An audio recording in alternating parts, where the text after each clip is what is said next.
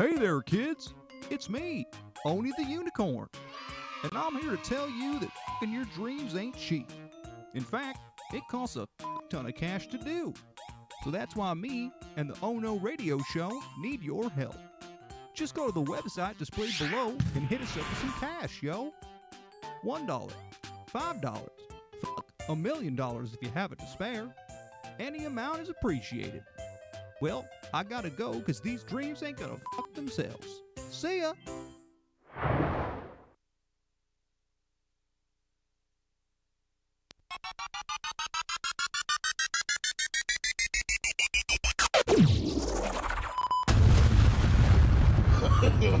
No, no, no, no. No! God, please, no! Oh, no.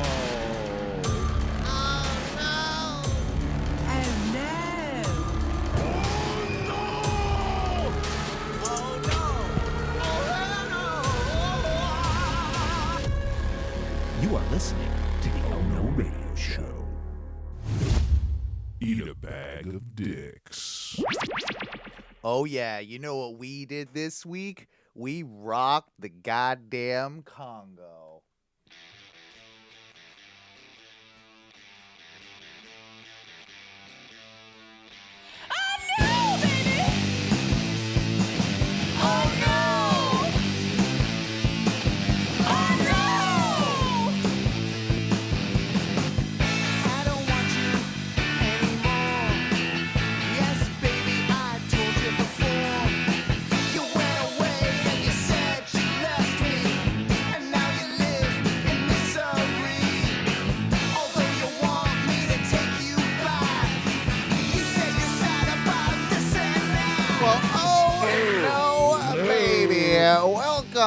Welcome back to another edition of the Oh No Radio Show, episode 536.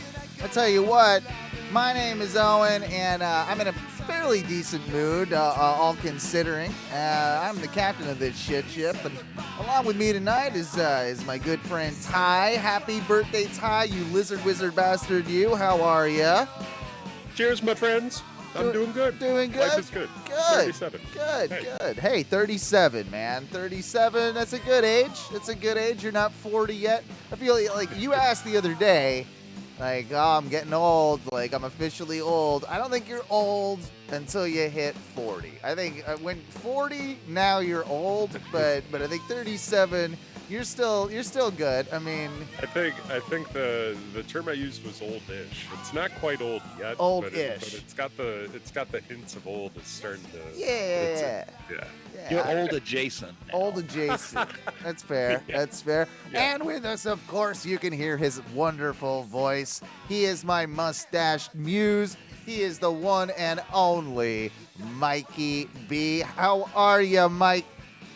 I feel fantastic. I Good. feel like I've been on a journey this week to the deepest parts of Africa. Me too. I saw alligators. I saw those which alligators. which I don't actually think live in Africa. Probably. I think it's just crocodiles. Probably crocodile. But dude, I saw some like African tribal masks. I did too. There was a hippo crossing at the Congo. Like, I didn't see the hippo, but there was a hippo crossing, leading me to believe that there are hippos in them waters. That's what I hear.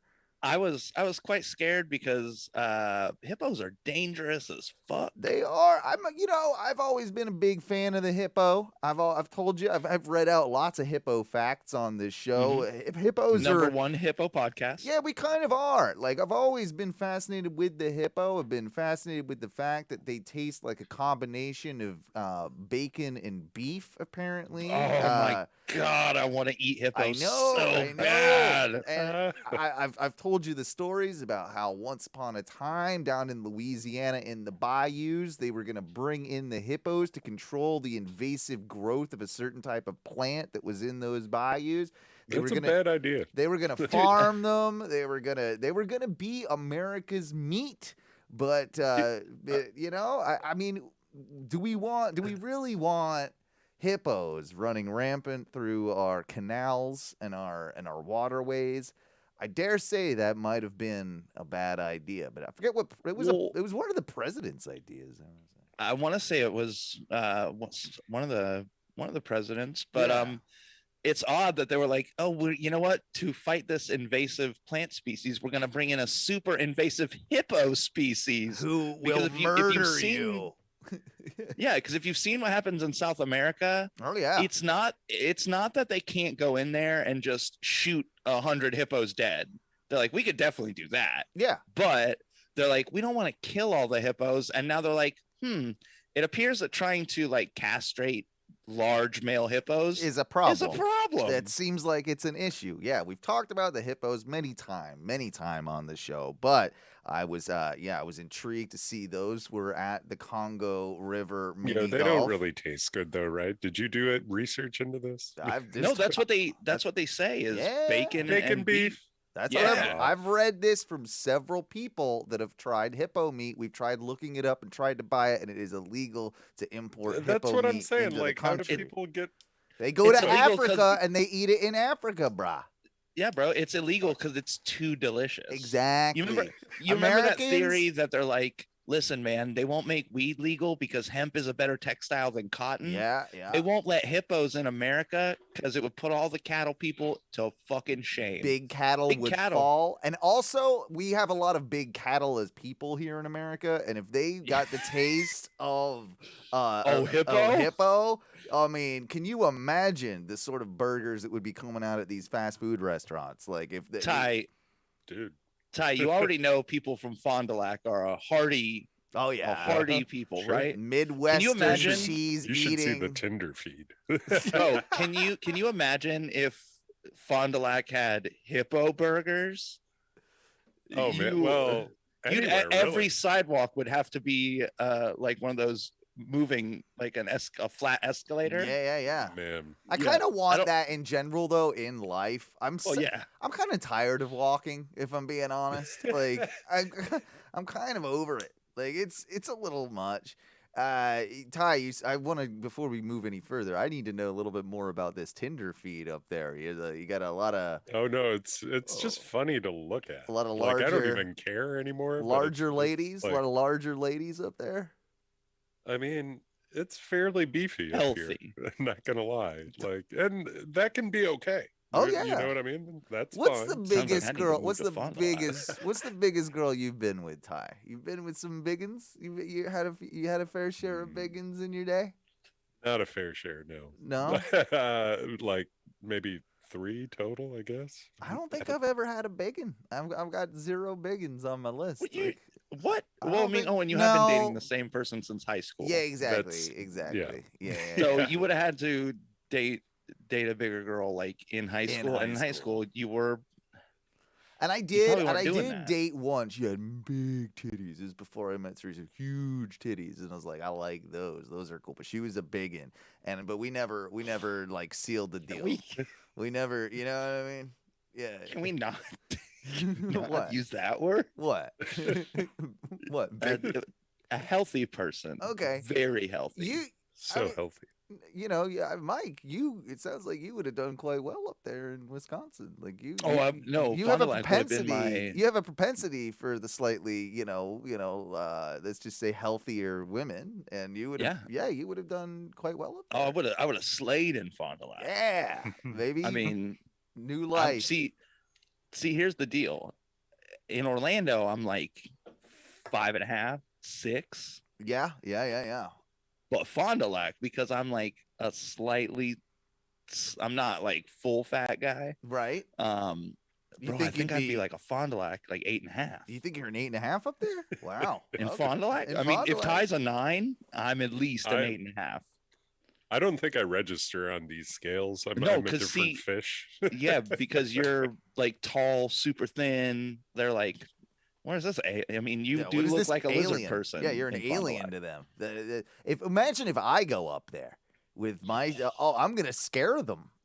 It's gonna Well, terrify me. one, they're probably going to ask you, where you've been locked up for Yeah. a while They will because try you're so thin. They will Not feed me. everybody's fat. They will Not feed me everybody. sandwiches. They will feed. Like I will get off the plane and there will be sandwiches just being thrust into my general direction. If Like, you're under 220, good when you get sandwiches. into Fond du Lac, they're like, Yeah. "Oh, hey, we got a fried fish plate for you. Here okay, you go." all right, yeah, and I'd be down with it. I'd be down with that. I would love a fried fish plate. Do you know Dude, what? Friday fish fry is a very real thing. We every used Friday. to we used to do that in Polk County. They used to do catfish fries, and I never really liked the catfish until it's like full. I like it breaded, right? I like it. Mhm. Gotta have it like breaded. But you ever try some catfish with honey? Breaded honey? catfish with honey? Is that a thing that they do? They don't. I guess they don't do that up there in Fond du Lac, but down here, Yeah, I mean, on occasion there's fried catfish up here, but but no with honey. Honey's a You thing. They got more of those brown like river lake fish up in Fond du Oh, Lac. they got the good fish though. They got them Yeah. trout. there's- they got some. they're good eating. Yeah. What type of fish you got up there? You got trout. That's mean- the only fish I know. Pike. There's a ton of trout. Pike are around, but walleye are like delicious as all fuck. Okay. Perch are delicious as all fuck. All right. There's a few different this and that game fish, but the biggest eating fish around here are perch and walleye. I was Yeah. about to say cod, and I'm like, wait, no, they can't be. No, not cod. cod. Cod's an ocean fish. That's an ocean. fish. Sometimes whitefish has kind of like a broad terminology when you Yeah. say whitefish, but like Is a perch a whitefish? in a weird way, but not really. Yeah. Not really. What sort of I is it? mean, Is it brown? Perch are they're smaller. Like, do you know what a walleye looks like? Fuck no. But I mean, whatever. I like fishing. Don't get me wrong, but this doesn't have to be the all nature podcast. But there is Can be. really good fish eating up here. Okay, so, you talk about like the fish are like smaller up there though, or do you get like a lot of big fish? Oh, there's a wide variety. Like right now, actually during ice season, we have sturgeon. There's a sturgeon spearing season, and that shit's kind of wild. Sturgeon tastes okay, but it's more about spearing sturgeon, not eating it. It's more the So- sport. Yeah. So at Christmas, my aunt and uncle had gone up, I want to say one of the Carolinas, and they did like some mountainy river fishing, Okay. Yeah. and they brought back all these little. And my wife she loves this story. They brought back a bunch of these little brown river fish, I guess. Shit fish. What is- Yeah, and she's like, "Oh, hey, like we're saying our goodbyes, like we're getting ready to leave." Ah. And she goes, "Oh, hey, we brought all this fish back to back home with us and everything." And I'm like, "Oh, that's cool." Thinking like, "Okay, you're just telling a story that you went fishing." She's like, "And bonus, we got everybody a little baggie of fish." That's It is literally an ice block Oh. with like fish heads and tails like Ah. popping out of it. And I'm like, "Oh, thank you. That- Appreciate Whatever. it." Fish. And we put it in the bag, and literally we got back to my apartment, and I picked it up and looked at it and was like, And I hurled that thing so fast at the dumpster. Yeah. I was like, there's no way I'm thawing all these motherfuckers out and just that goes straight to Dumpster Mountain. That goes straight to Dumpster Mountain. That's for sure. They were probably good. Nah, I probably wouldn't have even let them in my car, or I would have put them in my car temporarily, and then halfway down the road, those fish, on 95. I'm those- just like, yeah, just tossing whatever fish they were. Do you know what type of fish that was? What type of fish was it? I don't do that. Like they were just little, probably maybe like 8-inch little brown. Shit fish. There are brown trout, like brown. They trout. might have been little brown trout. Little brown shit river trout. I don't. And she's like, "You just gotta watch out for the bones." And I'm like, "Oh, cool! I gotta watch out oh for yeah, bones." great. Pew! Yeah. Fuck you. I like the whole thing too. Did Uh. your I don't know where your upbringing when you're eating a fish and like say it's supposed to be deboned, but you get a piece of fish, right, and you're eating it, and you like someone's accidentally left the bone in there when they cook it. Happens all the time because there's so many fucking little bones and shit. Little pin bones. That was always in my family. My mom used to say, "Oh, well, that's good luck," and I was always like, No. no." That's the opposite of good luck. In fact, like this is like you're just Especially if it gets caught in my trachea. yeah. I feel like you just fucked up, Mom, and you didn't pull all the goddamn bones out of this fish. Yeah, it's Like, not easy to always cleanly get every bone out. Like most of the time it's close, but there's going to be one or two stragglers. Some fish are bonier than others, you know. Yeah. Oh God. Man, Derek the anti-hero. He made a brown trout when he got home from work, according to the chat room. So, that's obviously That's- delicious. He's also bringing up. He's like, remember that time I beat you all at the mini golf?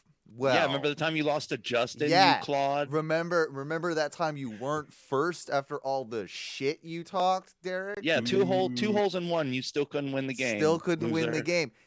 I tell you what, I did pretty terrible. I think I got a 66 was my score, I want to say. I think, that was pretty bad. What's par? I was 58. I was only 5 strokes over the winner.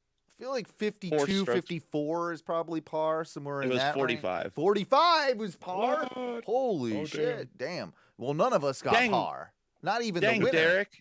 1 stroke. You're a loser by 1 stroke. It seems like it should have been so easy to get better at 1 stroke. Yeah. You still lost, though. Seems like you lost. Seems like you weren't the winner. Boo. Do you have the golden putter, Derek? Excuse me. I'm sorry. I didn't remember. You didn't win the golden putter? No. That's what I thought. Yeah, we have to We go all love you, over. Derek. We have to first off. We have to thank everybody that did actually. Apart from Derek, we do have to thank everybody that made it to the golfing tournament, and it was a ton of fun. Shout out to everybody that came, and we had our award ceremony at the end. We did, in fact, have Samantha and Travis win the best dressed prize, which was apt because they're always. Feel like that one was destined, like for them to win. They always show out with that stuff. They So I mean, I had do. no real doubt. Even though it probably should have gone to me in my full Congo gear, like I was the only one that was there to truly Congo. Like I was. My bad. Oh, and were you wearing a tank top and a skirt? Oh, that's a good point. Yeah, titties Yeah, always. you never win. were gonna win, bro. Yeah, titties always win. That's okay. And And it was judged by wives. And Travis in those shorts, his junk and his butt looked real good. So I gotta say, he did take the prize on that one as well for the men. But And I will say, Derek did look very dapper in his knickers with Yeah. his tall socks. Derek, like an idiot in a hot Florida spring day, wore his winter knickers, which are His made wool for knickers. wool knickers, which are made for the Cold play. cold golf. He was pretty uncomfortable. It was surprising how hot it got that day. We weren't expecting that because we've had some great weather here lately, but it got up Yeah. straight into the mid 80s, I want to say, mid to high 80s. And when we're rolling around there in the direct sun, the Congo is a pretty, treacherous, climate. So rolling around there in the Congo, I mean, it did add to the realism, right? I feel like it definitely made it more of a safari type experience. But yeah, that was one of the only downfalls of it. I gotta say, everything kind of went out. It went off without a hitch, and we I didn't get a clear picture. Did Mikey actually golf? Mikey saw him golfed. I did. Mikey golfed. Everybody Yeah. golfed. Yeah. Everybody golfed. Okay, good. Yeah, I even yeah. had to get down and pool cue a shot because it got stuck under one of the bridges on one of the holes. Yeah, I got a video of Trav actually doing a little pool cue situation too. So like you weren't the only one. There's definitely some of us that ended up in the bush, if you will, of the. I heard you were now called Out of Bounds Owen. Well, that's only because I went out of bounds so many times. But that's Really? no, I didn't have my finest game. I will admit to this, but I did have some really solid, just like Like there were some pretty impressive like I'm surprised my score wasn't even higher because I saved it with just a few like whoo like that saved my ass. That at least got me to a like I was lower middle of the pack, but I was still not like the worst. There were other people way below me. I think Teresa was in the 80s. So she I think she doubled par, which is good. Yeah, but I also do believe that Teresa talked zero smack yeah. and did especially zero smack talking on a radio show. That's true too. That's true. I kind of wish she would have won though. Like the Smack Talk Award if Teresa won. That Oof. would have been good. I will say that, of course, Derek the Anti-Hero won the Smack Talk Award. It was the only award he could win that night, really, because he wasn't the best dressed and he didn't win. So realistically, it was the only thing that he could win, and we felt bad for him. Really, I felt like my Smack Talking game was good. There was a lot of other good Smack Talking around me, but he I think at the end, hey, you know. Derek was just mad he couldn't get his fajitas at the Chili's, and we felt like we had to give him something. We did, by the way. We tried to get into the Chili's. What a hellhole that is! And then you go with like 12 people and try to get a table when there's already people sitting outside. I'm like, oh, this does not look good. Not looking good. This is not good for our plan. But I go in and I talk to like the most stoned hostess like I've ever seen, or host. It was a man. Wait, was I actually hosting? It was, dude. It was you as you fall asleep on podcast stoned. Like it was. Oh my God. He was almost falling asleep at like with his little radio on and his earpiece and all that shit. And so I go up and I'm like, well, like, it doesn't really look that busy. There's a whole section off to the left-hand side of the restaurant full of tables. And I'm like, he's like, I told him how many people. And he's like, yeah, it's going to be 45 minutes. And I just asked him, like, well, what's with all these tables over here? It's not like we have to be all, like, seated at the same table. We can take, like 3 tables or whatever. And as long as they're close, we'll be good. He's like, no, basically, that part of the restaurant, my manager told me just to not open, probably ever again. Like what? Like, what is the story there? And I mean, I'm assuming it's because of the labor shortage, right? Like, they just don't have the amount of servers and whatever to kind of run back and forth to there. But it was odd. So yeah, we had to nix the whole the whole Chili's after party plans. We tried to get into an ale house. That place was going to be just as bad.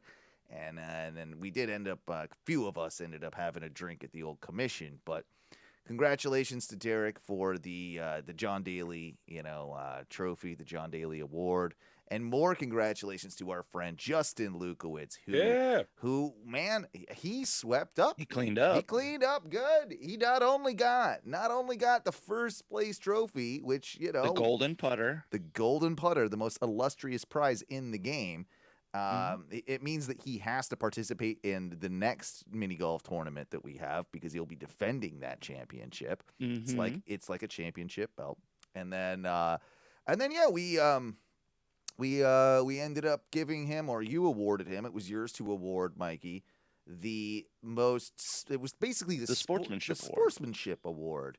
And I'll tell you, it does not surprise me that he won this because he's one of these, I'll tell you, I've seen him mad, and he's almost cute when he's mad because you never see it because he's just, like, you know what I mean? Like, he doesn't know how to express it because he's so nice. So when he gets mad, like I've never seen him like real mad, but I've seen him frustrated. You ever meet people like that though, where they're like, when you see it and it finally happens, they they don't really know how to like get it out, so it's just like, gee whittakers, like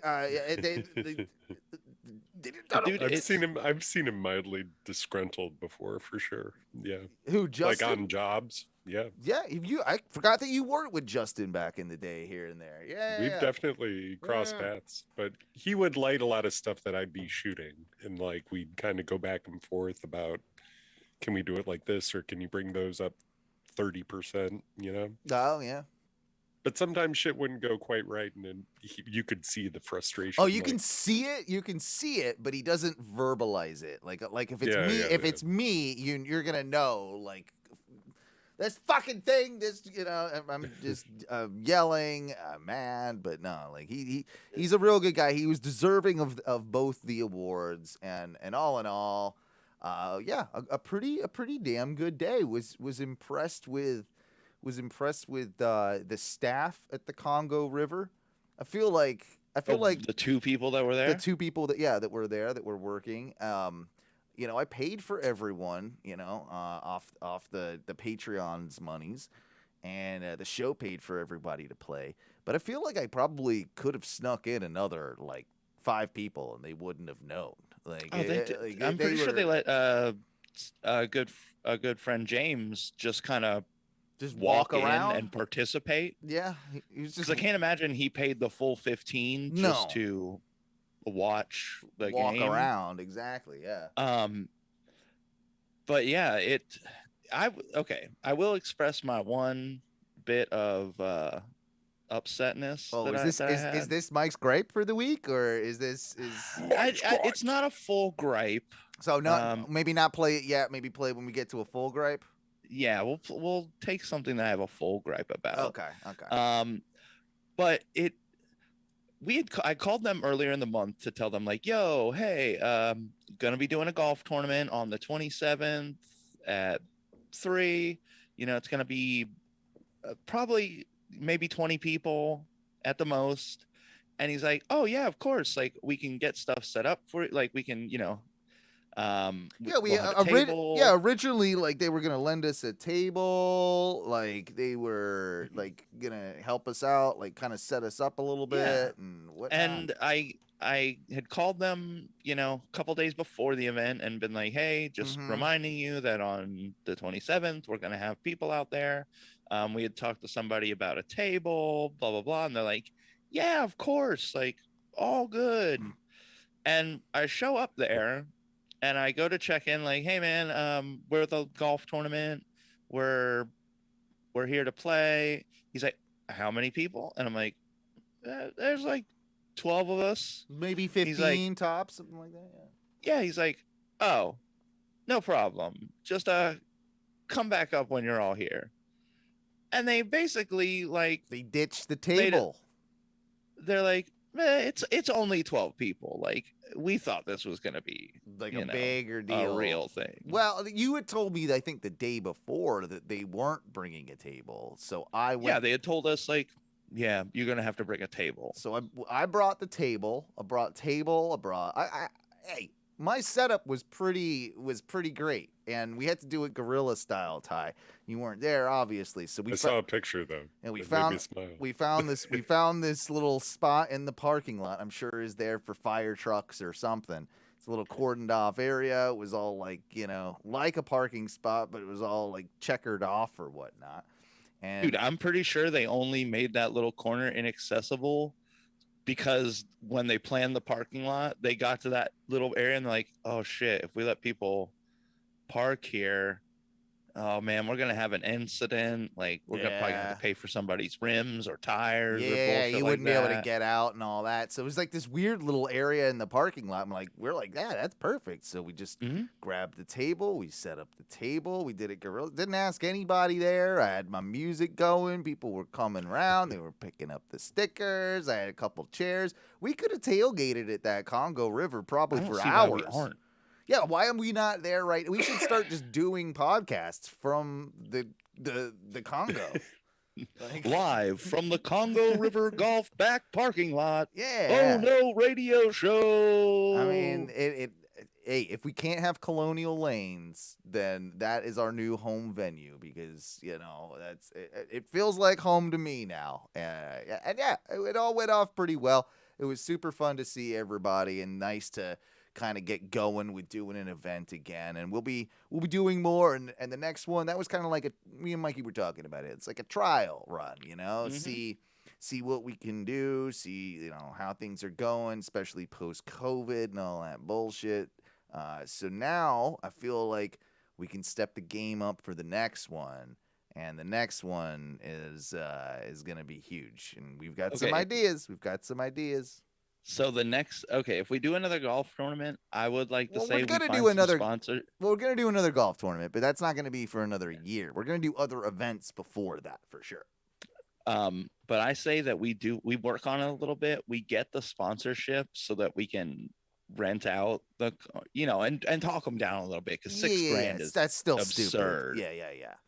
I think Justin did the math. He said it would have had to been like 600 people would have had to come through To make it to worth. make it make it literally worth Oh wow. the Yeah, day. And I'm yeah, like, that's bro, this place ridiculous. doesn't see 600 people in a weekend.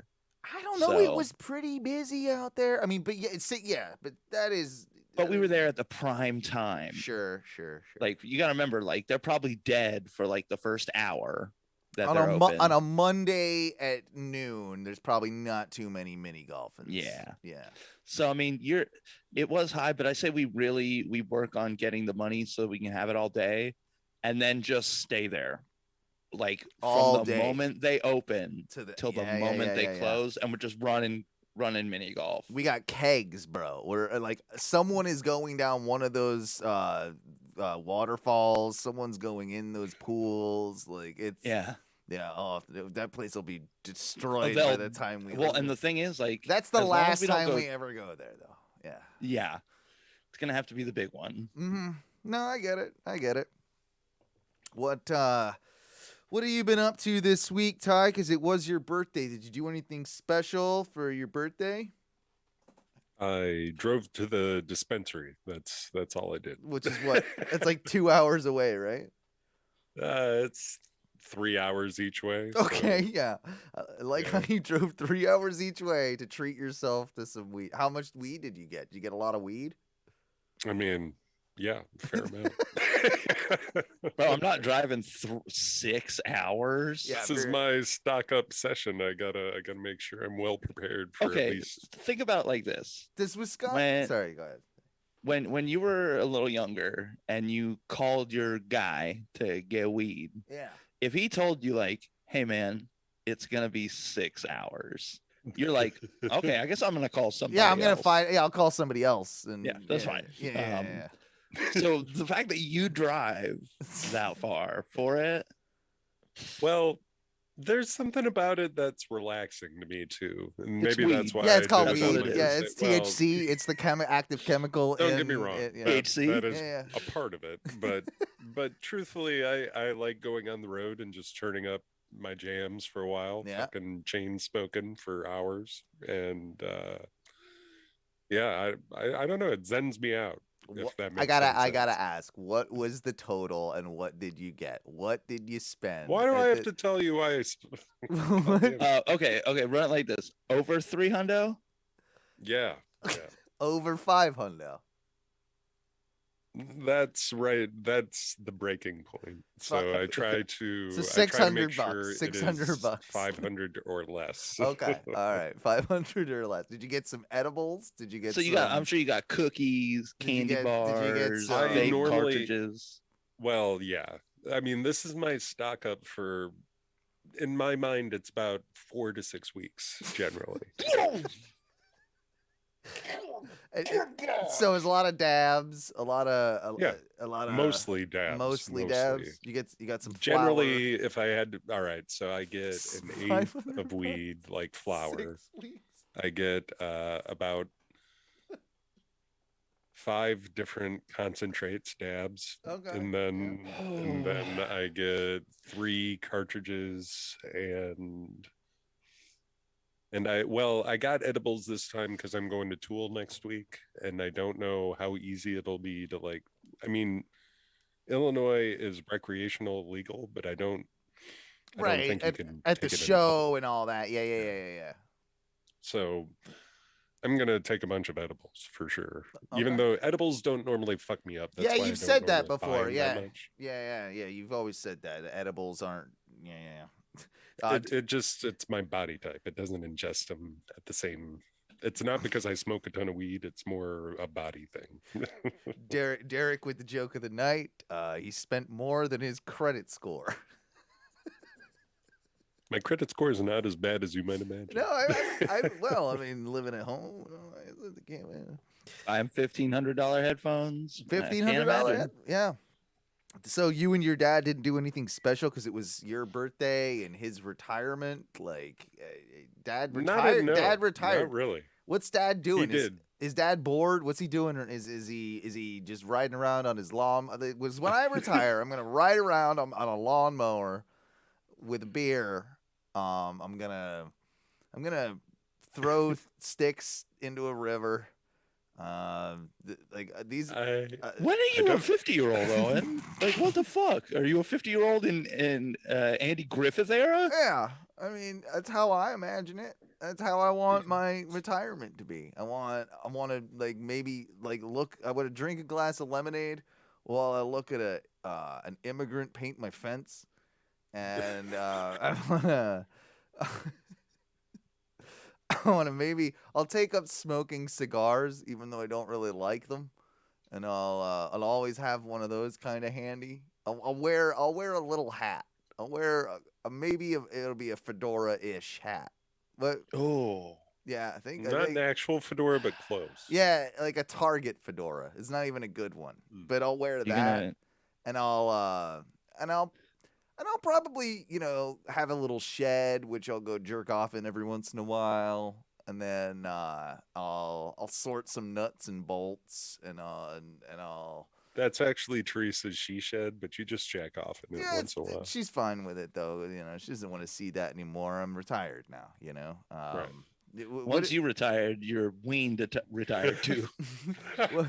What did? No way. No. So what is your dad doing? Is he doing anything fun? Is he just hanging around watching TV? What's going on with him? mean, I've been trying to sort of observe. I've been it's weird because I'm on vacation the first week he's off, like retired. So, I mean, most of the time I'm in my room playing video games and shit, like whatever. But I get up and I walk around, and I don't know what he's doing, but he's definitely like, I find it funny to watch our older generation play with their phones. My dad. He's got like, the newest iPhone you can get, whatever. Is he Candy Crushing over there? What's he doing?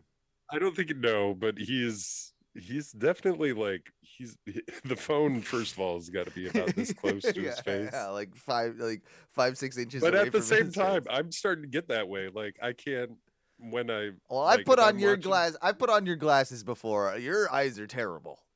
They're not good. No, they're not. But for real, like I do the same thing sometimes. I'll take my glasses off, but then I can see my phone like really close to my face, and it's like, yeah, there it is. Do you have your phone text size? Like I've made fun of these people in the past. Like you've not gone to the super old person phone text size. I don't think I could do that. I've said it before. I'll say it again. I look down on those people. Like I feel like you're a dumb person if you've got jumbo text on your cell phone. Bro, it's so big sometimes that like you can barely get one word like one text across the text line. Yeah. So the text is fucking 8 scrolls deep, and it's a very short text. Yeah. Yeah. Dude, it's okay. So it seemed like there was a point, and I feel like maybe phones have gotten a little better now, but it seemed like there was a point when you're getting to these like the notepad style phones, like the big ass ones, like too big. Yeah, you can't hold it in one hand. You gotta hold. Yeah. Like the moment your phone goes from being able to like cradle it in one hand to like now I have to use my phone with two hands, like it's too big. I've got a friend of mine who actually has revolted against that, and I think this is gonna be a more modern movement. You hit on something there, Mike. I think we saw like the phones get bigger and bigger and bigger with smartphones, right? But remember when it was the coolest thing when you could have like the smallest phone possible, like before. Bro, my little Nokia brick. Yeah, like those the little guys, tall, right? Exactly, like that. Exactly, little trend especially before smartphones. So then it went bigger and bigger and bigger with smartphones. I think we are gonna see like the migration back to like a smaller size. Now it won't go back all the way because you're still going to have some functionality, or like maybe it becomes like the flip smartphone thing. Maybe that's what takes off, something like that. But My buddy was just like, he was looking at a new iPhone, and he was looking at like the 12s or whatever, and 13s, or I don't know what the hell they're on at this point. But he went and like, I guess they do make a model that is essentially the same size as when the iPhones first came out, and it's Yeah. It's I don't know. noticeably smaller. It's crazy when you see it. Like I used to have it. I think I did this bit like not too long ago, a couple years ago, but I have like the original iPad Touch, and you compare it side by side to my phone now, and I'm probably like 4 or 5 iPhones in, right? And so like, but yeah, like that original iPod Touch was the same size as the phones that like that first iPhone came out with. And they're tiny now, but he found one that's like a modern one of that, and it's wicked small, and it's kind of like there is something sort of nice about it. Like it's kind of like I get wanting to have like the bigger screen if you're gonna watch movie, but if you're not doing that and you're just texting and you're just like, Right. do you really need that much space? Like it's kind of in the same vein. Like I kind of. Apple made a smaller iPhone called the SE. Yeah, size of an iPhone 5. Sold like shit. Well, that's the one he probably has, and I guess I don't know. Maybe that it didn't. If it didn't sell well, they might not make more of them. But So along the same lines, do you remember that like year or two where phones were like, hey man, now we've got that phone where if you're like a music file, like an audio file, it's got like. It did like a mini slide, and the mini, like the maybe like half-inch that slid out were speakers. Like, it was just before like the real smartphone boom. I feel like it was just before. No, I mean it had maybe like I 5, feel like the 6 Sidekick years. had that shit on it. You remember Yeah, the Sidekick? But it had like a little drop with a speaker set in it, and I think it was right before like the did it have like wireless headphones became super big, right? Because people are like, now if you want to listen to music, I'm like, why are you doing that? I don't ever want to listen to someone's music through their phone unless they're literally showing me something. Yeah. And now that you put better speakers in a phone, now you want me to definitely hear what that piece of shit's doing? Well, I think people are awful in general with that shit anyway. In public now, like no one holds their phone up to their actual goddamn ear. Like, and I get like we have technology with like Bluetooth headphones and all that. That's fine, but people will like. Everywhere now we have to listen to your conversations because your speaker, like people are just throwing on the speaker and walking around talking to fucking like. It's bad enough when someone's just having a random conversation and you hear one side of it with an AirPod or whatever, but now I gotta hear like your whole fucking like business when I'm at 7-Eleven and you're checking out, like you're having a full like, and they'll set it on the counter and they'll just talk and they'll do their thing and it's like they're doing their thing. What is going on here? I have listened to some very personal conversations that you should have had with like a headphone or maybe not in the 7-Eleven, but it's like conversations about you having like marital issues or herpes. In the middle, and you're just like blah blah blah blah blah, and literally Alvin, the manager at the 7-Eleven's like, that'll be blank. Yeah, and you don't even hear it because you're too busy engulfed. Maybe, just maybe, don't get out of your fucking car if you're in the middle of a conversation. Finish your conversation so I don't have to hear your bullshit. That's what I do. That's what I do. Unless I'm, no, I don't really ever have conversations in public. Like maybe on my my AirPod knockoff things. Like I will run into a store, but I'll tell someone like, hey, I'm running into 7-Eleven. Stay on the line. Like you can talk, but I'm like, I'll just be like, and like I'll be responding, but I'm not gonna like, have a conversation like I am right now with you guys. At the goddamn 7-Eleven. Like it's just. People suck now. People just rude. Also, people just suck. Yeah, people just suck. New bit. I'm gonna get. I'm gonna put Zoom on my phone, and I'm just gonna start doing the show from like middle of Walmart. You could. I mean, you technically could. Fuck it. Yeah. I mean, thanks. I'm just gonna be walking around like, hey guys, love Mike B. Oh no, radio show. Love the dedication. And then when people stop me, I'll be like, Excuse me, guy. I'm doing a show. podcast Yeah, right I'm now. doing Fuck off. Yeah, get out of here. How dare you? How fucking dare you? Exactly. Middle of the meat section too. Like busy Sunday, middle of the meat section. Like Right? Hey, that's how we do. Anyway, you know what I think it is time for? It's probably time for everybody's favorite thing. oh, is it? I believe it's time to bring forth the clip. Clips. You know you want 'em, baby. You know we got 'em, baby.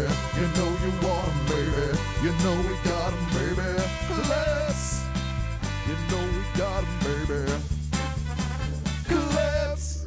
Well, after a week of Tom slacking and me having to pull some stuff out of my ass, he is back, everybody. And Tom sent me some clips this week, and we'll see how he did. Last time he did submit clips was his strongest rating ever. So we'll see if this one even gets close. I think it's going to be a hard one to top. Let's go with this one here because it's very topical. But apparently, this is Putin, and he's been singing. First off, fuck that guy. But here's Putin. Putin. But here's Putin singing. Putin. Look at him. He's down sitting at the piano. Because, of course, Putin can do everything. We know that. I mean, He is listen, probably I can the play best. the piano this well. He's probably the best at everything that we know of. He's like Kim Jong-un, except for he Yeah. can actually do all the stuff that they say he's doing. I mean, this is pretty lesson 3 piano playing, right? Yeah, it's not great. It's not great. It's not great. Bro, you know that there's what you can't see is like the catwalk full of armed guards who are like, if you don't applaud, Yeah. Oh, yeah. we're gonna Squid Games this motherfucker real quick. I do kind of wish he was like that old. Who's the piano player from the 50s? Great Balls of Fire. Jerry. Is it Jerry Little Lee? Richard? Jared Lewis. Jerry Lee. Yeah, Jerry Lewis. Jerry Lewis. Yeah. Who Wait, fucked? Who Jerry married- Lewis was a comedian. I No, think you're that's thinking of Jerry Little Lee Richard. Lewis. One of them's Yeah. Jerry Lee Lewis, and one of them's Jerry Lewis is the comedian. Jerry Lee Lewis Yeah. was yeah, the guy. But I would have liked if Putin was straight up like Great Balls of Fire in up there, you know, like King Ralph, like fucking really rocking it out like that. I would have liked him a little bit more, just a little bit, but a little bit more. All right, so let's see where the rest of this song goes here. Oh, I'm surprised. Look at all the black people in his band. I was not expecting that Putin would have black people as his backing band. No, hold on. I mean, the country of Russia with Putin at the helm is all about Christianity, and Christianity loves everybody. Okay. Like, I'm talking like super Orthodox Christianity. Sure.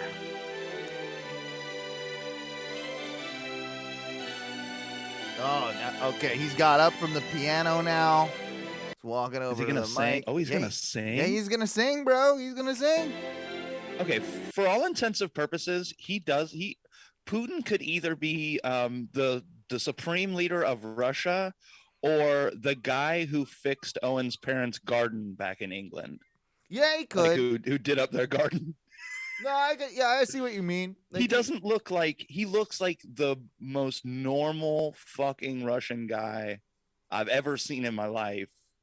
I think that's why he hates himself, because he wants to be like. That's why he does all like. There's reports he does steroids and like he's on the like the T, if you will, and like he's trying to like. That's why he gets all bulked up and he's just like, I am the best. Bro, he's in the woods like with camo fatigue pants, Yeah. shirtless, like riding horses. Yeah.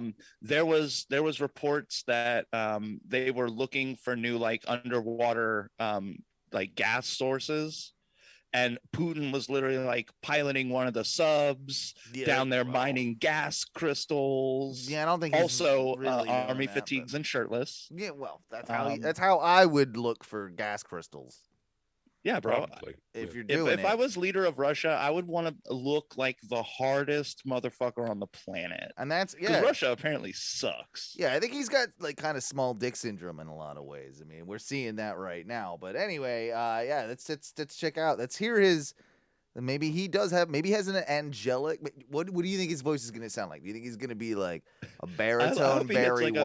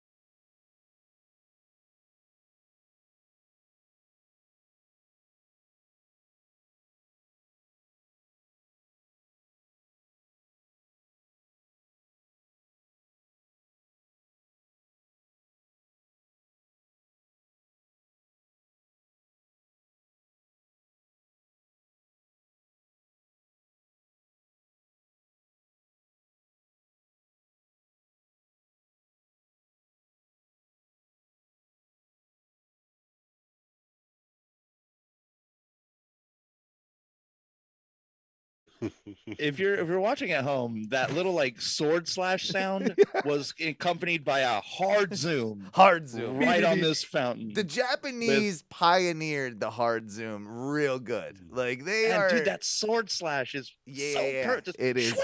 Swing. Okay. All right, so there's obviously something, there's some shenanigans going on with this There's public water fountain thing that I guess it's a drinking fountain or something. I don't know. Yeah, public water fountain. Yeah.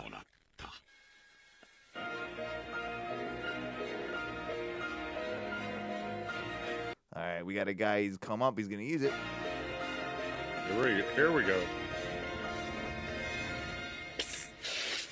Oh shit! He Okay. still drank it. He's still He's still He was still drinking. he was still going in for a sip. Yeah. Dude, it blew off like you pulled the handle back on a fire hose. Yeah, that thing is strong. That's like a pressure washer. Yeah. My God. I mean, that's got to be shooting 20 feet in the air beyond his head. Like, I'm sure that hurt. Like, that numbed his. I'm surprised that didn't like pop a tooth out. It numbed his lips, right? It definitely like numbed his lips good. I love that.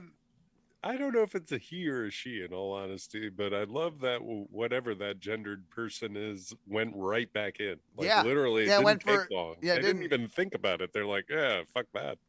This hyper androgynous person just loves water. Oh, I like it. He's trying to lick the water now. Okay.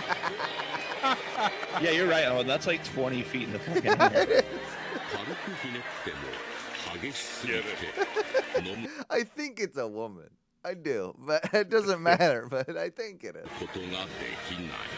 Oh, I love it. Trying so. Oh, now he put this thing in a city center. Dude, Japanese people are the most cautious people. I know. Okay. What's going on with this one? Looks like a regular one. Oh no.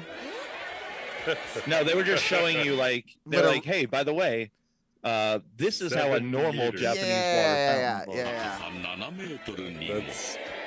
That's 21 feet. 21 feet.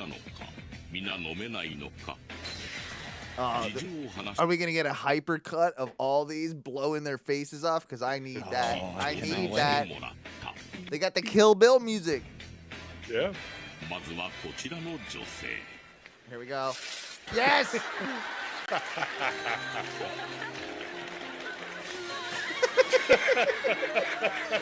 For a second, I thought this was staged because of like some of the people walking up. But yeah, people really go at this. Yeah, I think this is real. That guy is mad as fuck too. Oh, that guy is mad as fuck about Oh, that. he wants the samurai sword that water fountain so bad. So bad. Or he feels so ashamed that he fell for the trick that he's gonna have to fall on his sword. Like it a harikari. Yeah, bring shame. He's gonna bring shame to the family if this ever gets out.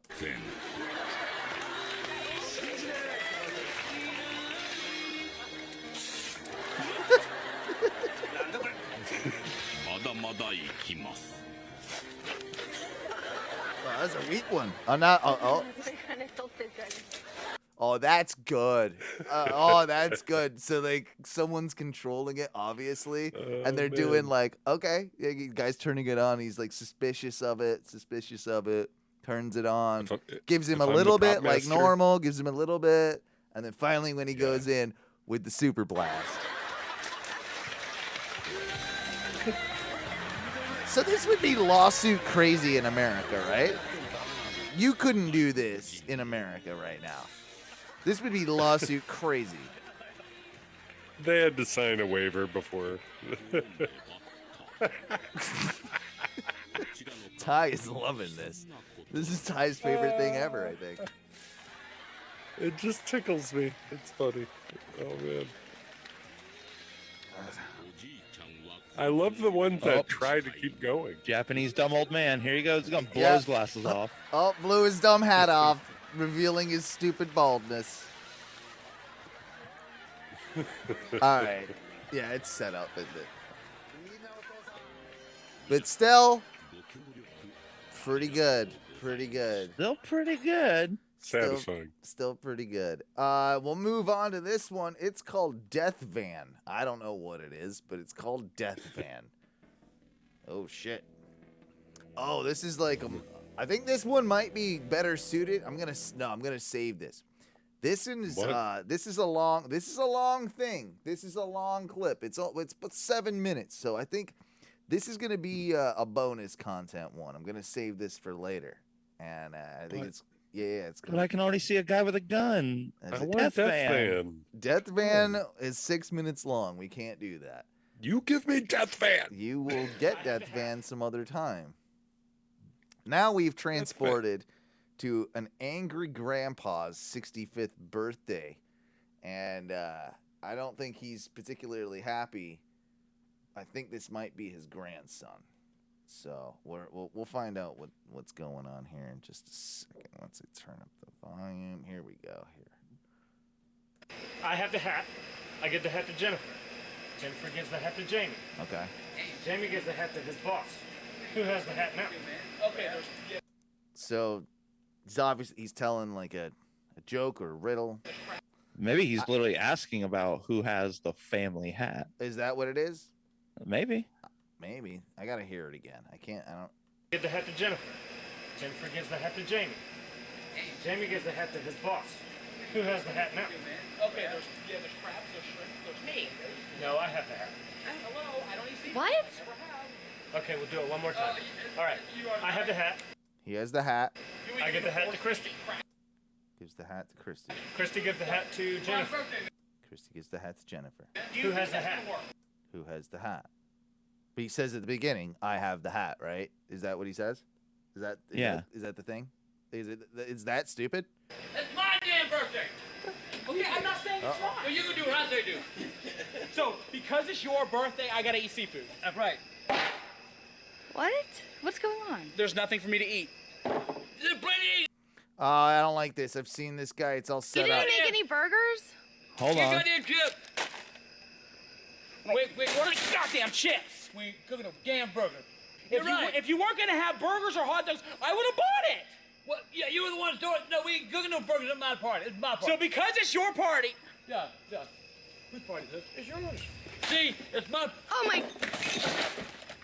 Oh. Yeah, My- Get the hell out of here. Oh my God. Birthday! The rednecks just tipped over a table, and the grandpa's mad. Oh, I want to. Is it gonna? I don't like this. It's stupid. It's just people. It's fake fights. It's shit. I don't like it. No, not playing it. I'm off. Big Muff's Super Bowl 2014 ad. Now this might be good. This is called Big Muff's Super Bowl 2014 ad. I'm okay with Big Muffs. I don't know what Big Muffs is, but we're about to find out. Big Mouth's boys, they are a very good boys, but they make a lot of noise.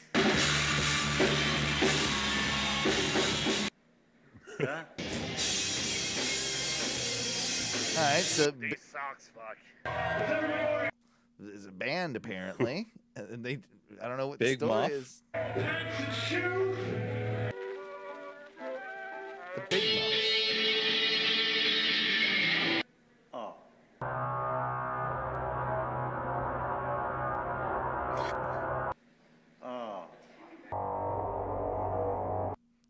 Did they try and submit this to be a Super Bowl ad? Is that what I'm picking up? I hope so. Which that's funny.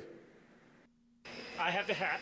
I give All the right, hat to I Jennifer. guess that was the Big Muffs Super Bowl ad. It went to the other one. Bro, I want to go see the Big Muffs though. I do. I mean, It looks like a would go. fun show. Yeah. we need. Okay, this clip is called "Get Motivated." There's some text here. What you don't need to justify to me why you need a day off. I agree. Let's look at this. Construction worker. You don't need to explain to me how sick you are today. This guy is sick on the couch. You don't need to apologize to me for having a personal life. All right, so this is like a good boss, right? Like The hopeful things your boss would say. yeah. Because I fired you 2 weeks ago. All right. That's motivational. That was motivational. Thank you for that. I like it. Yeah. All right. I think this is probably going to be our last clip here. This is Ellie Space 2121. Uh-oh. Okay, we've got some pretty sweet effects going on right now. Oh. Dance girl. Yeah, so we got a sexy chick dancing on a hoverboard type apparatus. Bro, it's like a crazy like hex jet hover platform. And it looks like she's got hover cameras all around her too. She does. Hex-jet hover platform was quite a good descriptor. It is a good descriptor. Yeah. She's in a well said. futuristic city, kind of Blade Runner-y with like, tons of like hover flying car things going around. I feel like that would be very unsafe in her environment though if she was just floating around on that. Who is this, bro? Who is this? She looks like extra thick Christina Aguilera. Yeah. This is Ellie Space, I believe. I think that's her name, Ellie Space.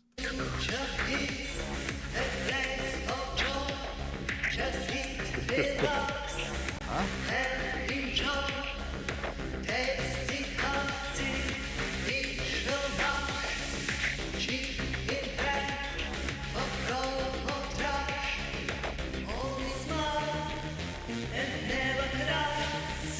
Oh, the police ball drone? I wonder if this is from the future and like this is like really what it looks like in the Ukraine right now, because she's definitely. That's why Russia's invading. Yeah, like this is it. This is the reason.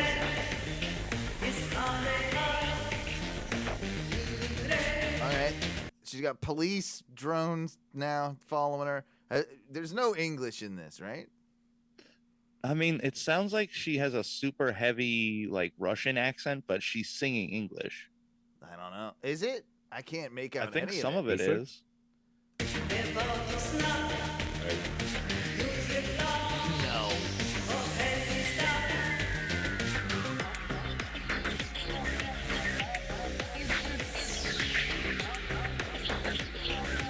Is this lady, like, super popular in the future? Maybe. Is that the premise of this video? Yeah. That she is so popular that not only are the camera crews chasing her, but so are the police? It's like paparazzi style stuff. I just don't get it.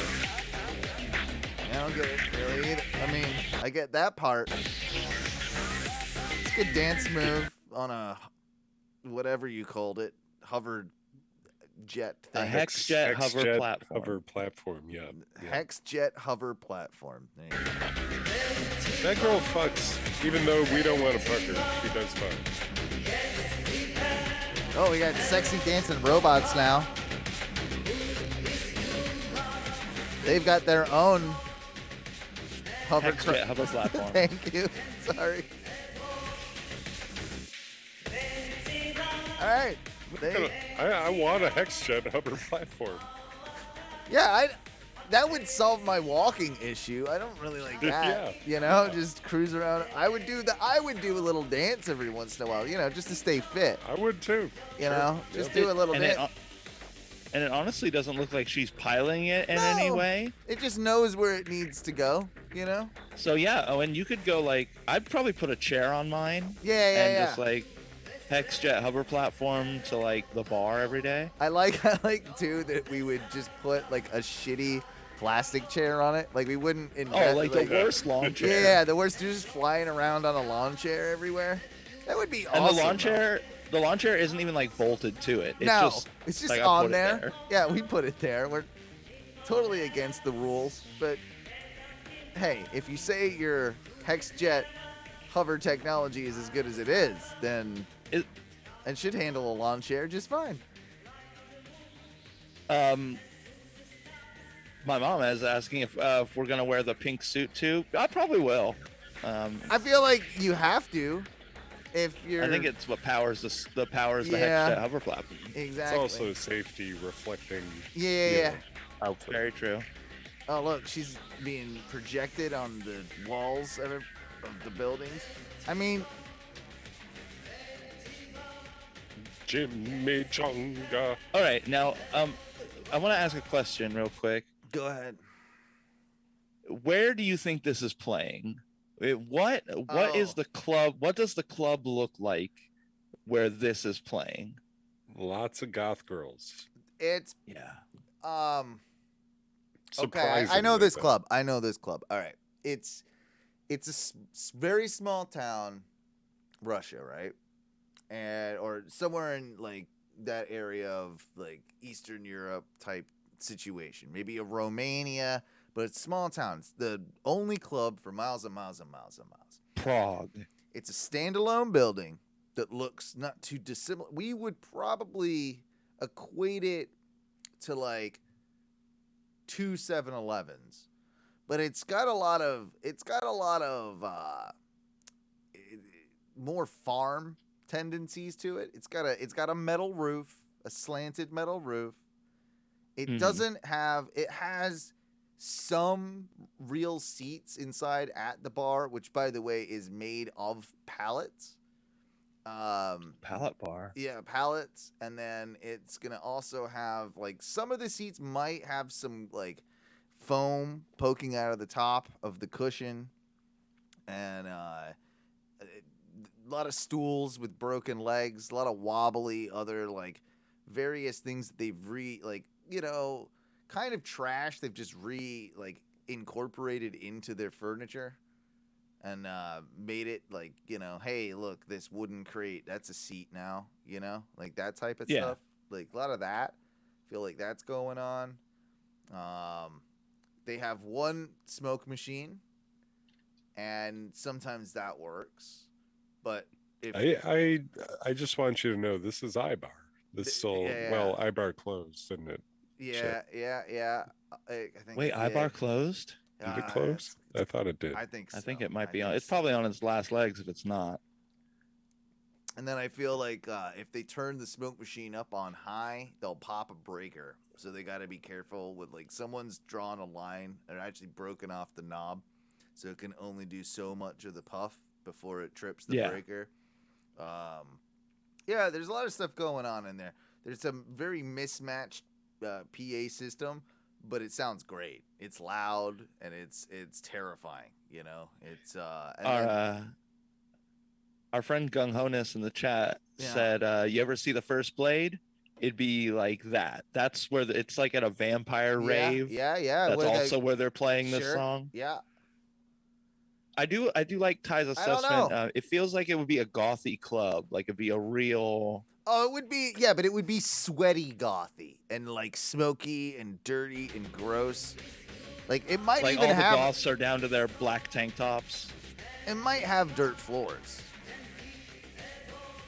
Like that's where this is, and but they have a projector and they play this on the screen a lot.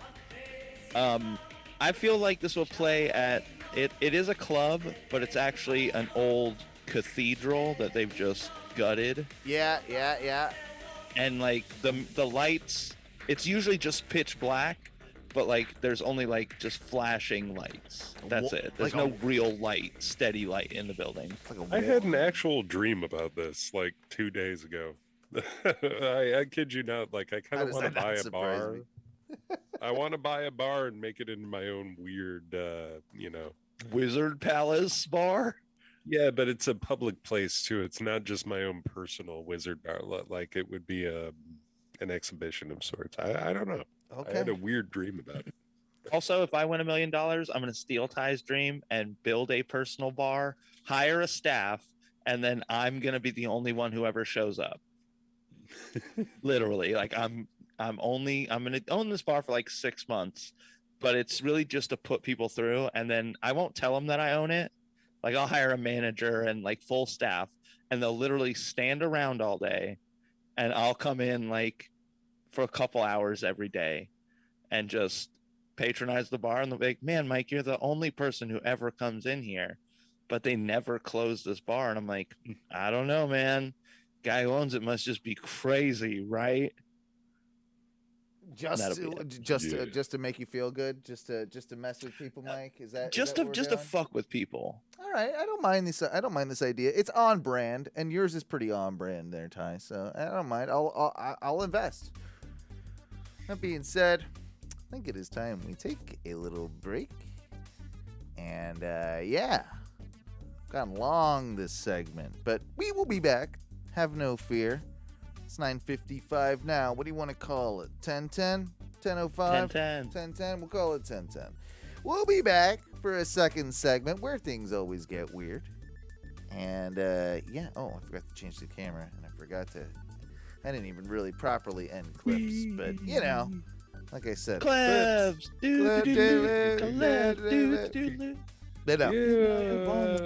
There's so much else I want to talk about, and I want to get to it in the second segment. So just hang tight. We'll get there, and we'll talk about plenty of stuff. And I want to talk about, like, I got this mini pumpkin, right? Bought it at Halloween. I'm going to tell you a little bit about this mini pumpkin when we get back after the break. Okay? If you're listening live over there at the twitch.tv/ONRS live. Of course, remember that you can always catch up on old shows over at our podcast feed. Don't forget to find us, basically anywhere you find your podcasts. But, onoradioshow.com.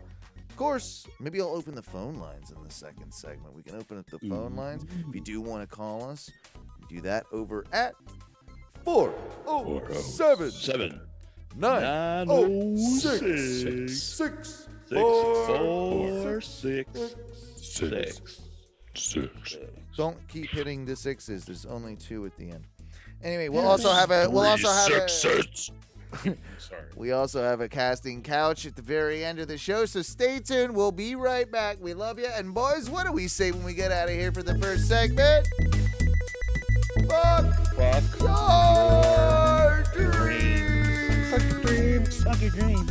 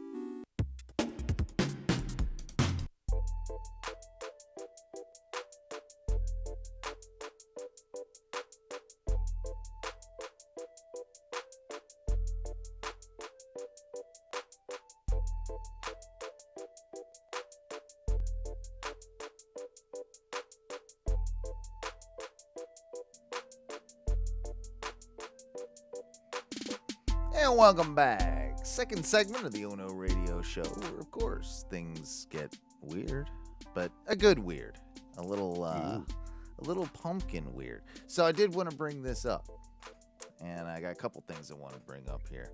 First off, is it Samoas? Look at these. I got Love a Samoa. I got this pumpkin that I've had.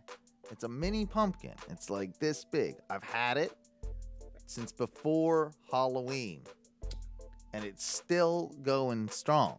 Like, is this all right?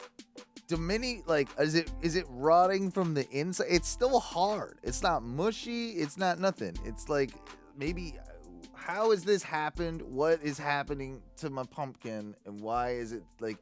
Wouldn't you expect it to just sort of just wither away? What is it with the mini pumpkin? I can go grab it. You want to see it? Are you sure it's a real pumpkin? I don't know. It looks like a fucking pumpkin. What makes it? I don't know. Is it a plastic pumpkin, bro? Dude. All right. No, get it. It's not a. Okay. Ty, what I'm thinking is he's got a pop plastic. guy. You know what I mean? I've seen a lot of fake pumpkins. He's probably got a fake-o pumpkin. He just doesn't know it. It could be real, but I mean, well, maybe because it's a little pumpkin, it doesn't have all that like expanse inside where it's just kind of hollowy. Maybe it's. Look, I mean, that looks like there's the pumpkin. It's a fucking pumpkin. See? That's a tiny pumpkin. That looks like a apple with a big stem. But it's not. It's a little pumpkin. Look, it's my tiny pumpkin. It's pumpkin it. It feels hard. Is it fossilized? What if you try to tap it or flick it, does it make a noise? Here, I'll tap it in I'll tap it in the mic. No, I mean that sounds slightly hollow. Fleshy, but it still has. I don't know, man. Is it just all dead inside? And it's. Yeah, I would definitely not crack that thing open because it feels like it probably could be like real funky on the inside. Ooh, if I have like a bad neighbor, right? I can just throw it in their yard, right? Like we had some new neighbors move in, and they got a dog, and that thing was yapping, and I was oh boy, I'm like, this ain't gonna be good. Like, hey, you neighbors, my name's Aaron. Why don't you shut that dog up? Pretty much. It was the first day, so I feel like the dog was just maybe, it was a little out of its, element, and I was a bit, and just getting used to the new place. Really haven't heard it much at all, if any, since. So I think the crisis has been diverted. But Did you meet the dog? No. But like this person's like catty corner to me, and I could hear the dog, like the fence, his fence or whoever's fence lines up with kind of my yard and everything, like on the far side. So I was out like going for a smoke like 11 o'clock at night. They obviously had the dog outside in the backyard. As soon as I opened the door, yip, yip, yip, yip, yip, yap, yap, yap, yap, bark, bark, bark, grr, grr, grr. I sit down. I don't make any noise for a second. And then I shuffle my feet, just kind of do one of those moves. Like I shuffle my feet on the porch, starts again. I'm like, oh boy, you trying to keep me off my porch, dog? Because that ain't gonna work. It's not gonna fly. This is, what are we getting? Fossilized in the chat? Might be fossilized. Your mom thinks it's fossilized. I think it's fossilized. It could be. I mean, you could have an ancient pumpkin on your hands. Might do.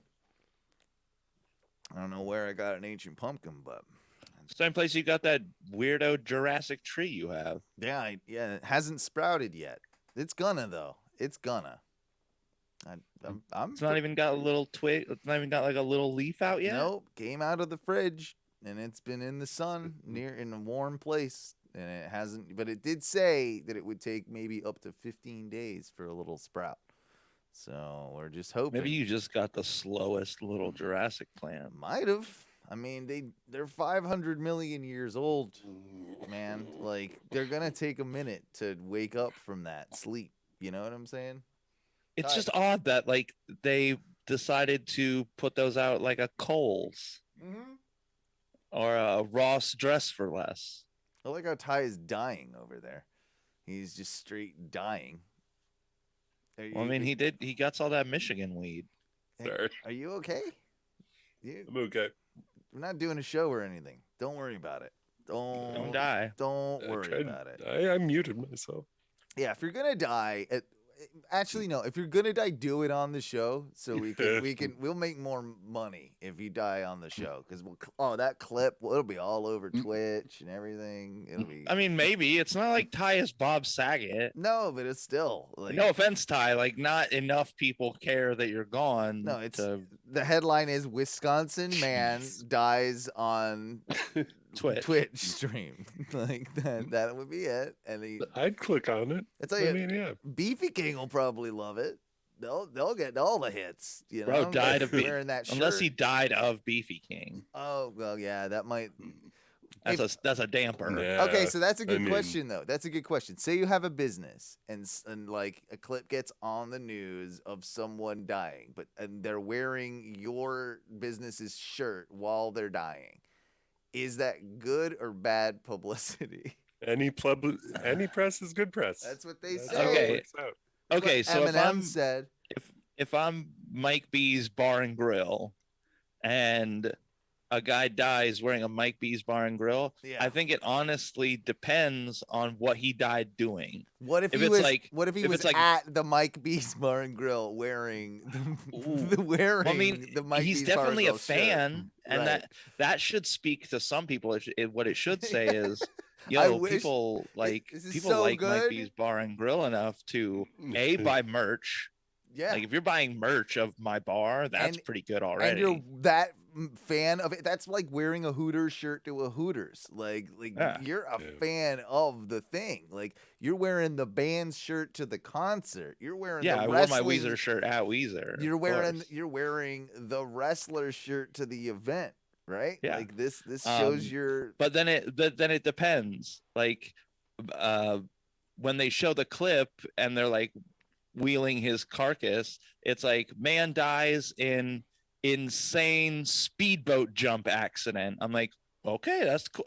People who go to Mike B's Bar and Grill, they like drive insane speedboats. Yeah. That's cool. What you don't want is meth lab busted and Mike B's that comes out. You know, like the guy's getting handcuffed. He's like coming through. They blurred his face, but he's still wearing the Mike B's. They didn't blur the shirt. They didn't blur the shirt, and so all you see is that as they're like, arresting the guy coming out of the meth house. You know. It's like pedophile human trafficking ring busted, and then every guy who comes out is wearing a Mike B's Bar and Grill shirt. God damn it. Yeah, no, I don't want that press. No, but again, that is bad press. It's like that is actually Travis Pastrana dies in Red Bull Extreme accident. Cool die. And with the thing on, like. But it's Mike B's Bar and Grill. Yeah. Then I'm like, awesome. It's so sad that Pastrana died, but did you see that I'm on national news? Yeah, that's pretty cool. Now here's one that's in the middle. What about mayor sex scandal? But he's coming out of the hotel room getting busted. Bro, it's like people who fuck. Okay. Eat at Mike B's Bar and Grill. And you might find a prostitute there. High. No. He didn't meet the prostitute at Mike B's high Bar and enough. Grill. What if they're both wearing them and they clearly did meet there? And maybe they could just be fans. They put that in the news story. They're like, it says that they rendezvoused at Mike B's Bar and Grill.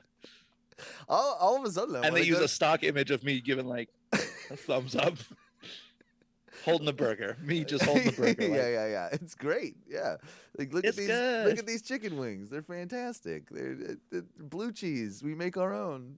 Okay. So wait, it's like devastating news today.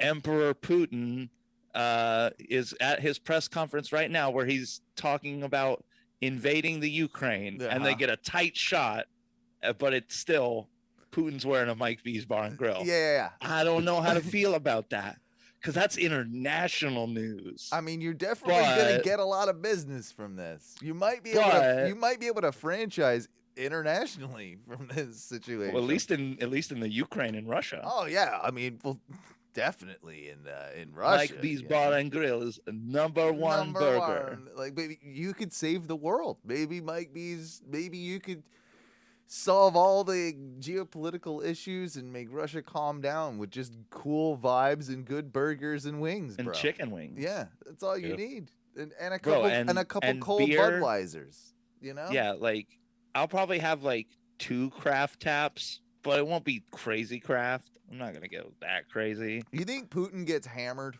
You think he gets drunk? I've always wondered this about like all politicians. Yeah, like how drunk do they get? How drunk? I guess if you're like, okay, if you're a city mayor, who gives a fuck? They smoke. Well, they get busted smoking crack all the time. That's what. That's what they're into. You mellow out of that, right? Like when you're like a big deal one, you're like, nah, like only the finest of fine stuff. And then and then he comes out of the crack den wearing a Mike B's Bar and Grill, and I'm like, that's fair though. All right, yeah, that's it. That was it. That's good. Yeah. That can't say anymore. No, we should do sometime. We'll go through. We'll write down this will be a good game. We can write down a bunch of politicians and guess, like on the scale of drunk they get, what drunk they get. You know, like Clinton, for instance. Clinton gets wrong. He gets a little overly tipsy from time to time, and he gets handsy. You know, we can imagine what they're like. Yeah. Like Putin when he gets drunk. I'm not sure he's a nice guy to begin with, but when he gets drunk, no, that's the actual thing. When he does get drunk, he's like lovey-dovey as hell. Fun. He's like fun. And the shirt always comes off. Shirt comes. That's just the rule of Putin. Like, yeah, he's just mad at the Ukraine. Too many shirts. That's what I heard. Not enough shirtless dudes. Yeah, that's all I heard. Not enough shirtless Too dudes. many fucking shirts. I'm taking this country back. Yeah. He cover up the women, but the dudes. That's what Putin wants. Get some shirtless. Why aren't you guys are not like hanging out in the woods shirtless? Nope, don't like it. Taking it over. So by the way, tonight is my last night of freedom before I go on my trip. Boys, I'm gonna have to get up at like 7 o'clock, like maybe even 6 at times. I'm not a fan, first off, because I'm gonna have to do it multiple days in a row, probably every day in a row. I'm not stoked on this. So sleep is not good. I've already had to pack up half my stuff, and it's like some of it's on a truck, some of it'll be, of course, flying with me when I fly up to Washington D.C. I'm not thrilled about going to Washington D.C. because you know what? Them Russians and like the tensions have never been higher, and I dare say if there was a nuclear attack, it'd be coming for the DC type of area, you know. So is this really your thought process? No, that last part is like, well, whatever, right? You can't live like that. But the thought process is more selfish along the lines of like, oh man, I'm gonna have to like fly and do like pack. I did all the packing, most of it anyway. Dude, but there's so many things when like if it's like a vacation trip, packing is easier because there's not certain things that you can't forget, right? On a work, I mean, you've done this a little bit. Yeah, I've done it a fair amount. I feel like there's been a good period of my life where I was traveling a lot. Yeah. Like I would fly out, do this gig, that gig. Yeah, I wouldn't own a travel kettle if I hadn't done this, right? Like I have a travel kettle that goes into my luggage. Things all like that, you know? Like I've got all the shit, but I don't know, it's more stressful to me when I'm packing for a work trip because I've got to pack like all this extra, like there's another layer to it, right? Because you're gonna have to have work clothes, but you're gonna have to have day clothes, and you can't, you know, like there's a lot of that for me. So like that's always a pain in the ass. And I don't know, I'm just it's gonna be cold as fuck in DC, and whenever you fly, like that's a pain in the ass when you fly to a cold place when you're from Florida.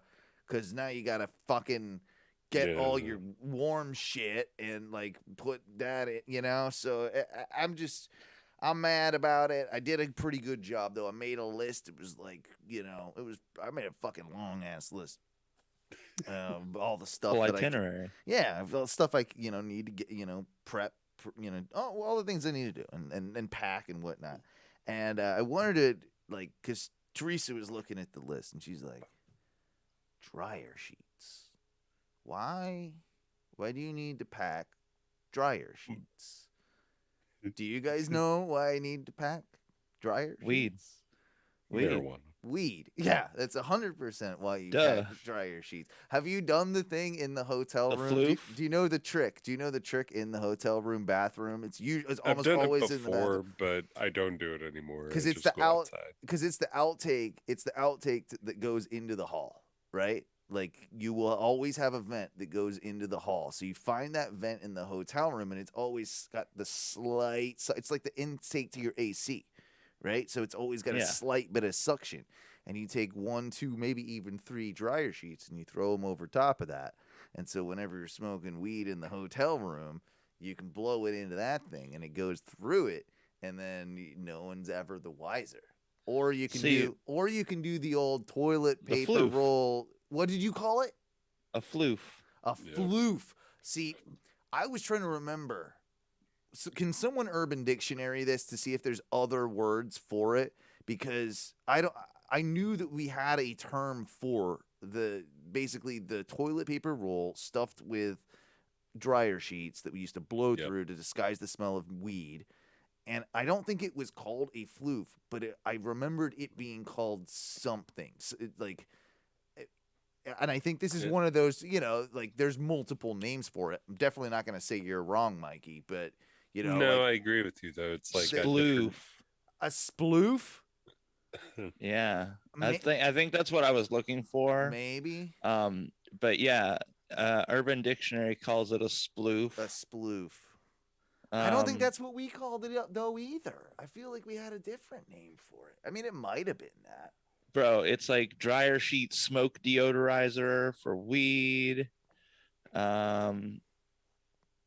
There's no other ones on there? A lot of basically it's yeah, bro, people are asking like how many dryer sheets do I put in a sploof? I mean, the more the better, but your mom's going to get suspicious if you start stealing all our goddamn dryer sheets. She's like, is somebody doing extra laundry around here? Yeah. That's not me. Yeah, she's but 4 to 5, I would say, right? 4 or 5 sheets usually is a good. That's a good solid one, Sounds appropriate. I also will use them because I'm a cigarette smoker just in the day, and I'll like keep one in my like jacket pocket or my like back pocket of my pants, and it's good to kind of like rub on your clothes after you've had a smoke. I feel it like helps like sort of freshen things up, and at least the first hit of a smell the person gets from you isn't like straight like Camel Blue. It's it's maybe like Camel Blue with a hint of lavender or whatever. So I mean, I don't know. Just trying to make things a little bit easier on myself, and like you can kind of rub it on your hands a little bit too, and it's like sort of like freshens those up if you're in a pinch. But I wash my hands. But hey, whatever. That's all I'm saying. I was gonna try because of the pandemic and stuff, and I've got microphones to wipe down to fly with. How do you say it? Isopropyl alcohol? Isopropyl alcohol. Okay, isopropyl alcohol. Well, the only one I've got is 99%, right? Like I got the strong ass shit. Yeah. So I bought that during the pandemic. I found it online, and like a goddamn panic person, I fucking ordered like 4 huge bottles of this goddamn shit. Oh, good. So it's whatever. I'm like, that's perfect. It's good for cleaning your marijuana devices as well. Oh, that's what I use. That's what I use it for. Really, that's all. That's all I have used it for. But I also have 4 huge bottles right over here. Okay, so we're on the same page. So I was gonna take some of that so I could use it to kind of like wipe down like microphones in between people's uses, that type of stuff when I'm at the thing. Right? Not a bad idea. But I found out, and now do I risk it? What do you guys think?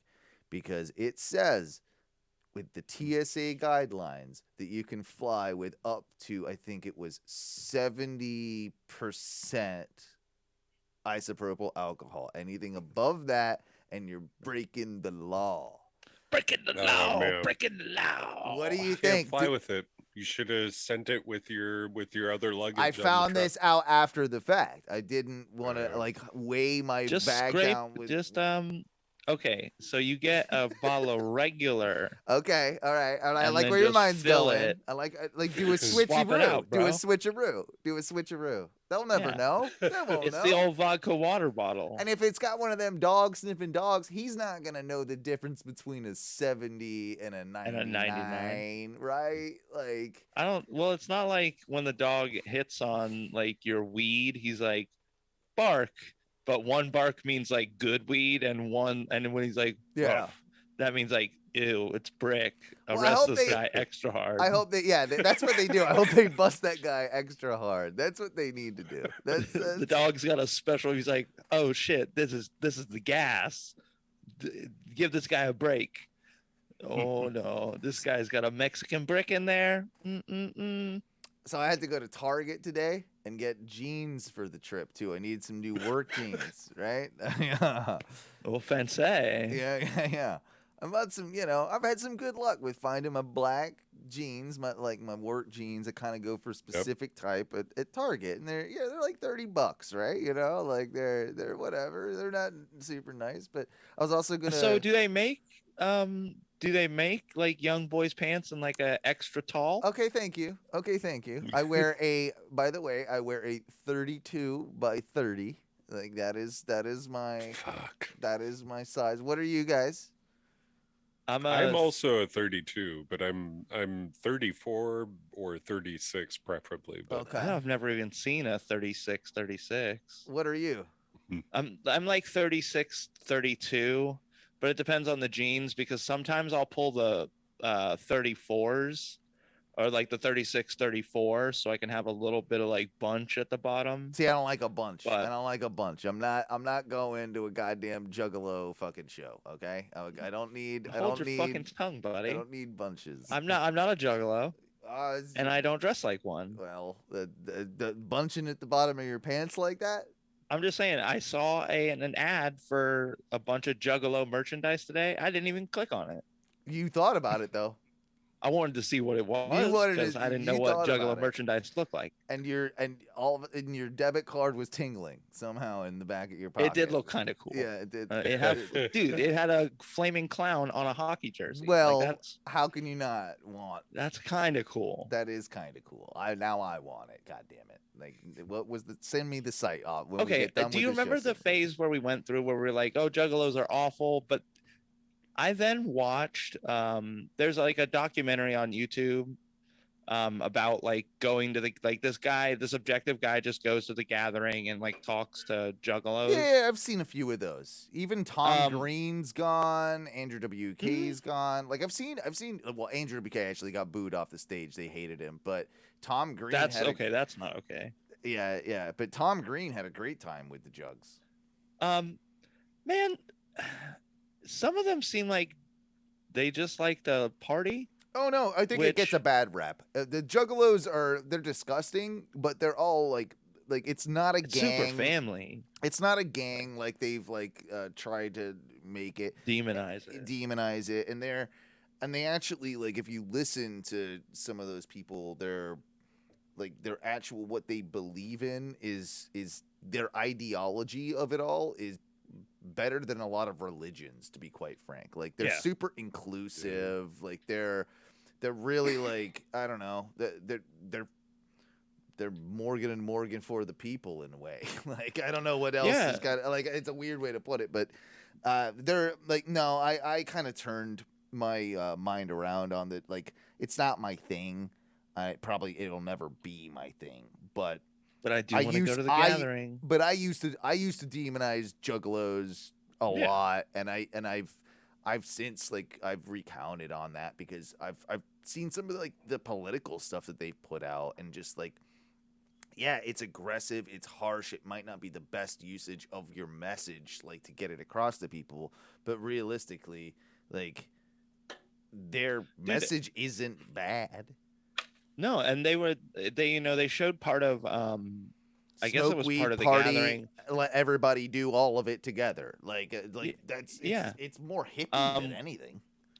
Where they were doing like, it almost seemed like those old like tent revivals, like those, but it's like there's people every morning like talking about how it's very much like a family sort of thing, like everybody's here for everybody else, like it had a really positive message. And then like, obviously it was just like a big party.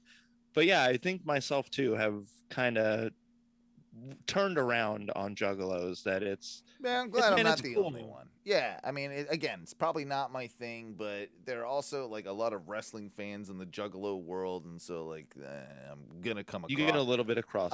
I'm gonna come in, in contact with a lot of these people like over time, and I have done, and they're typically all right. So, but no, what I was saying before that is, shopping for jeans or whatever. So I was buying a couple pair of work jeans, and I was gonna treat myself to a nice new pair of just regular everyday blue jeans, right? I'm like, oh yeah, it's time for like a new pair or whatever. My old ones are starting to get maybe some of those little, those little fuzzies like on the top and all that. I'm like, okay, it's probably time for a new pair.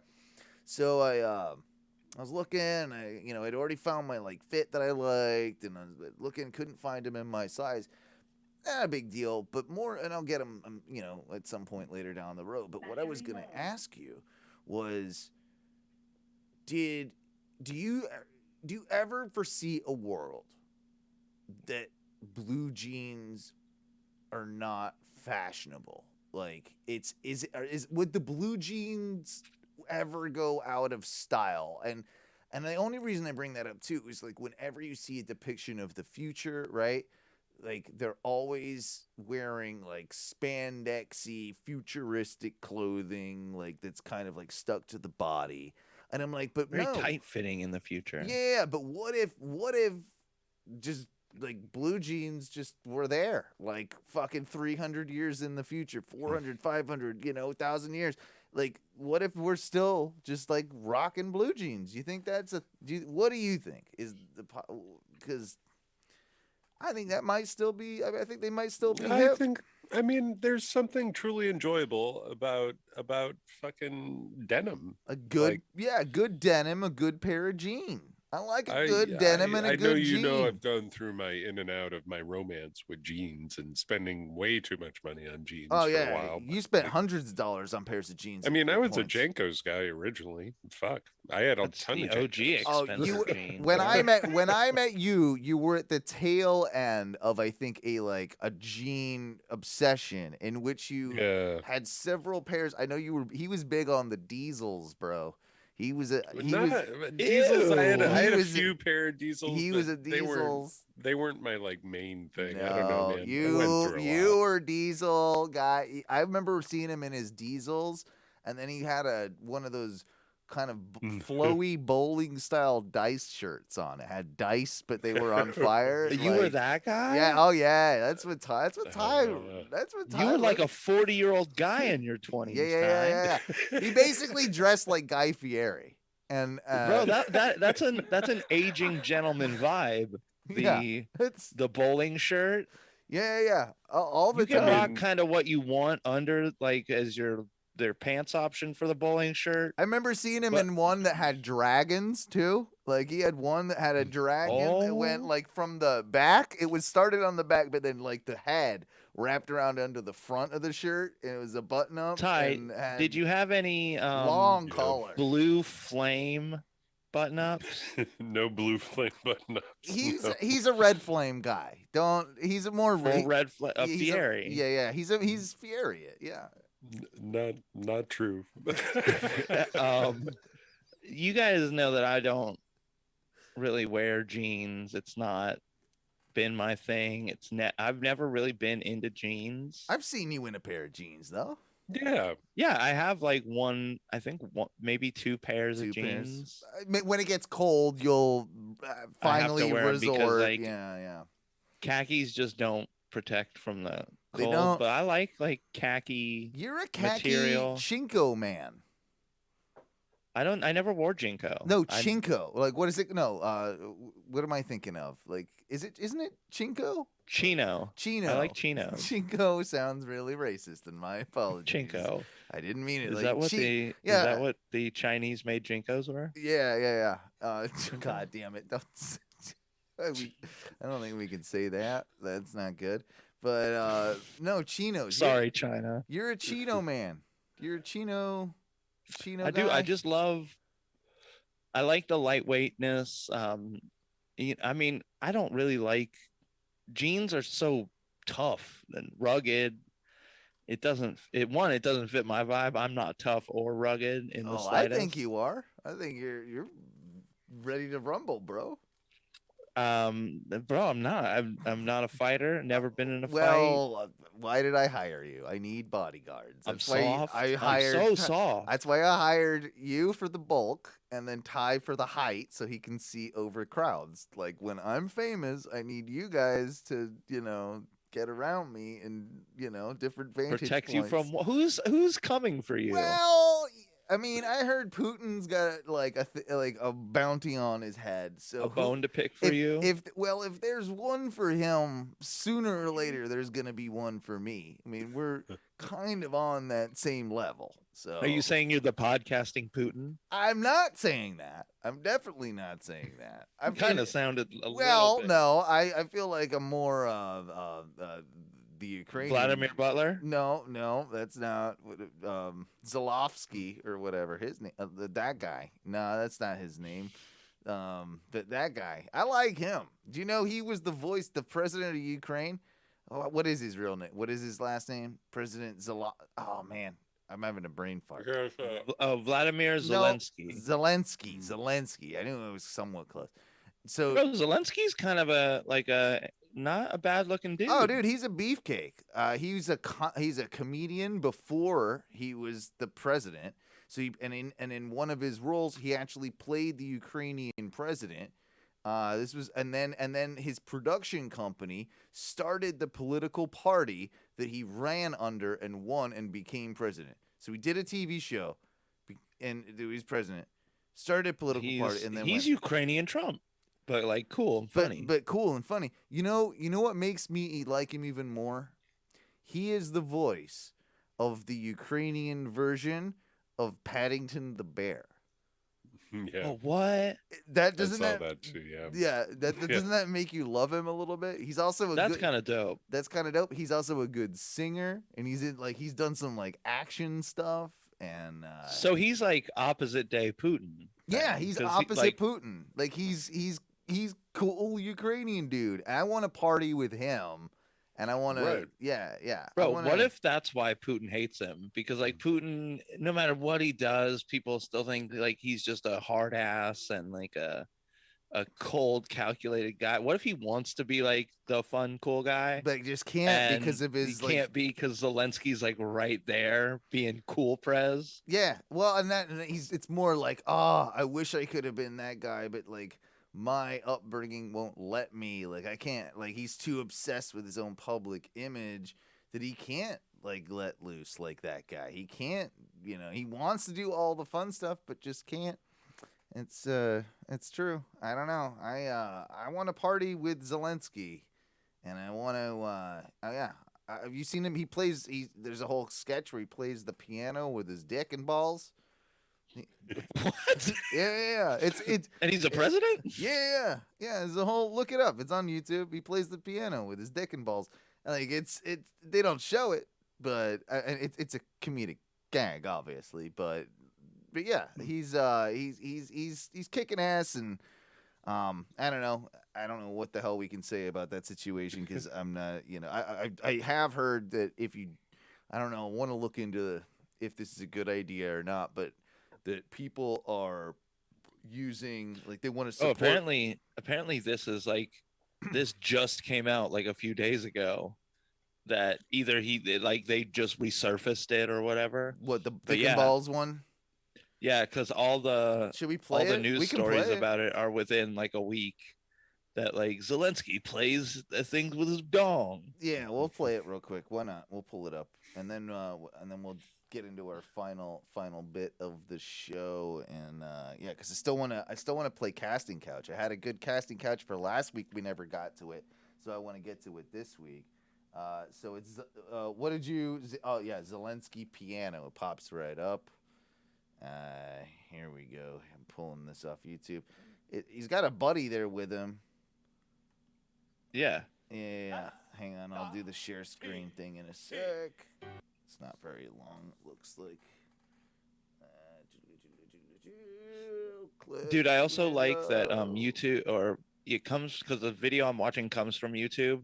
They've apparently put anything they put like that's coming out of the Ukraine, they put like a little precursor on it that's like, while you're watching this video, people in Ukraine are dying from Russian attacks. Stop it. Are fucked. Yeah, exactly. I hit the wrong share thing. 1 second.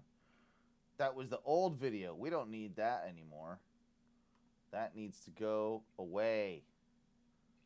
Sorry, computers. They're challenging. There's a lot going on here. Trust me.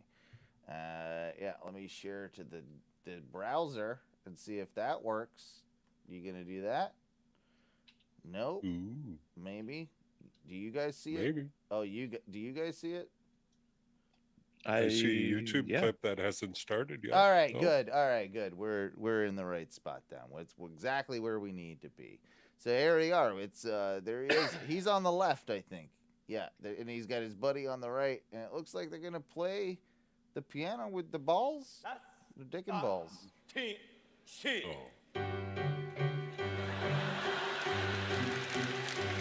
And the crowd loves it.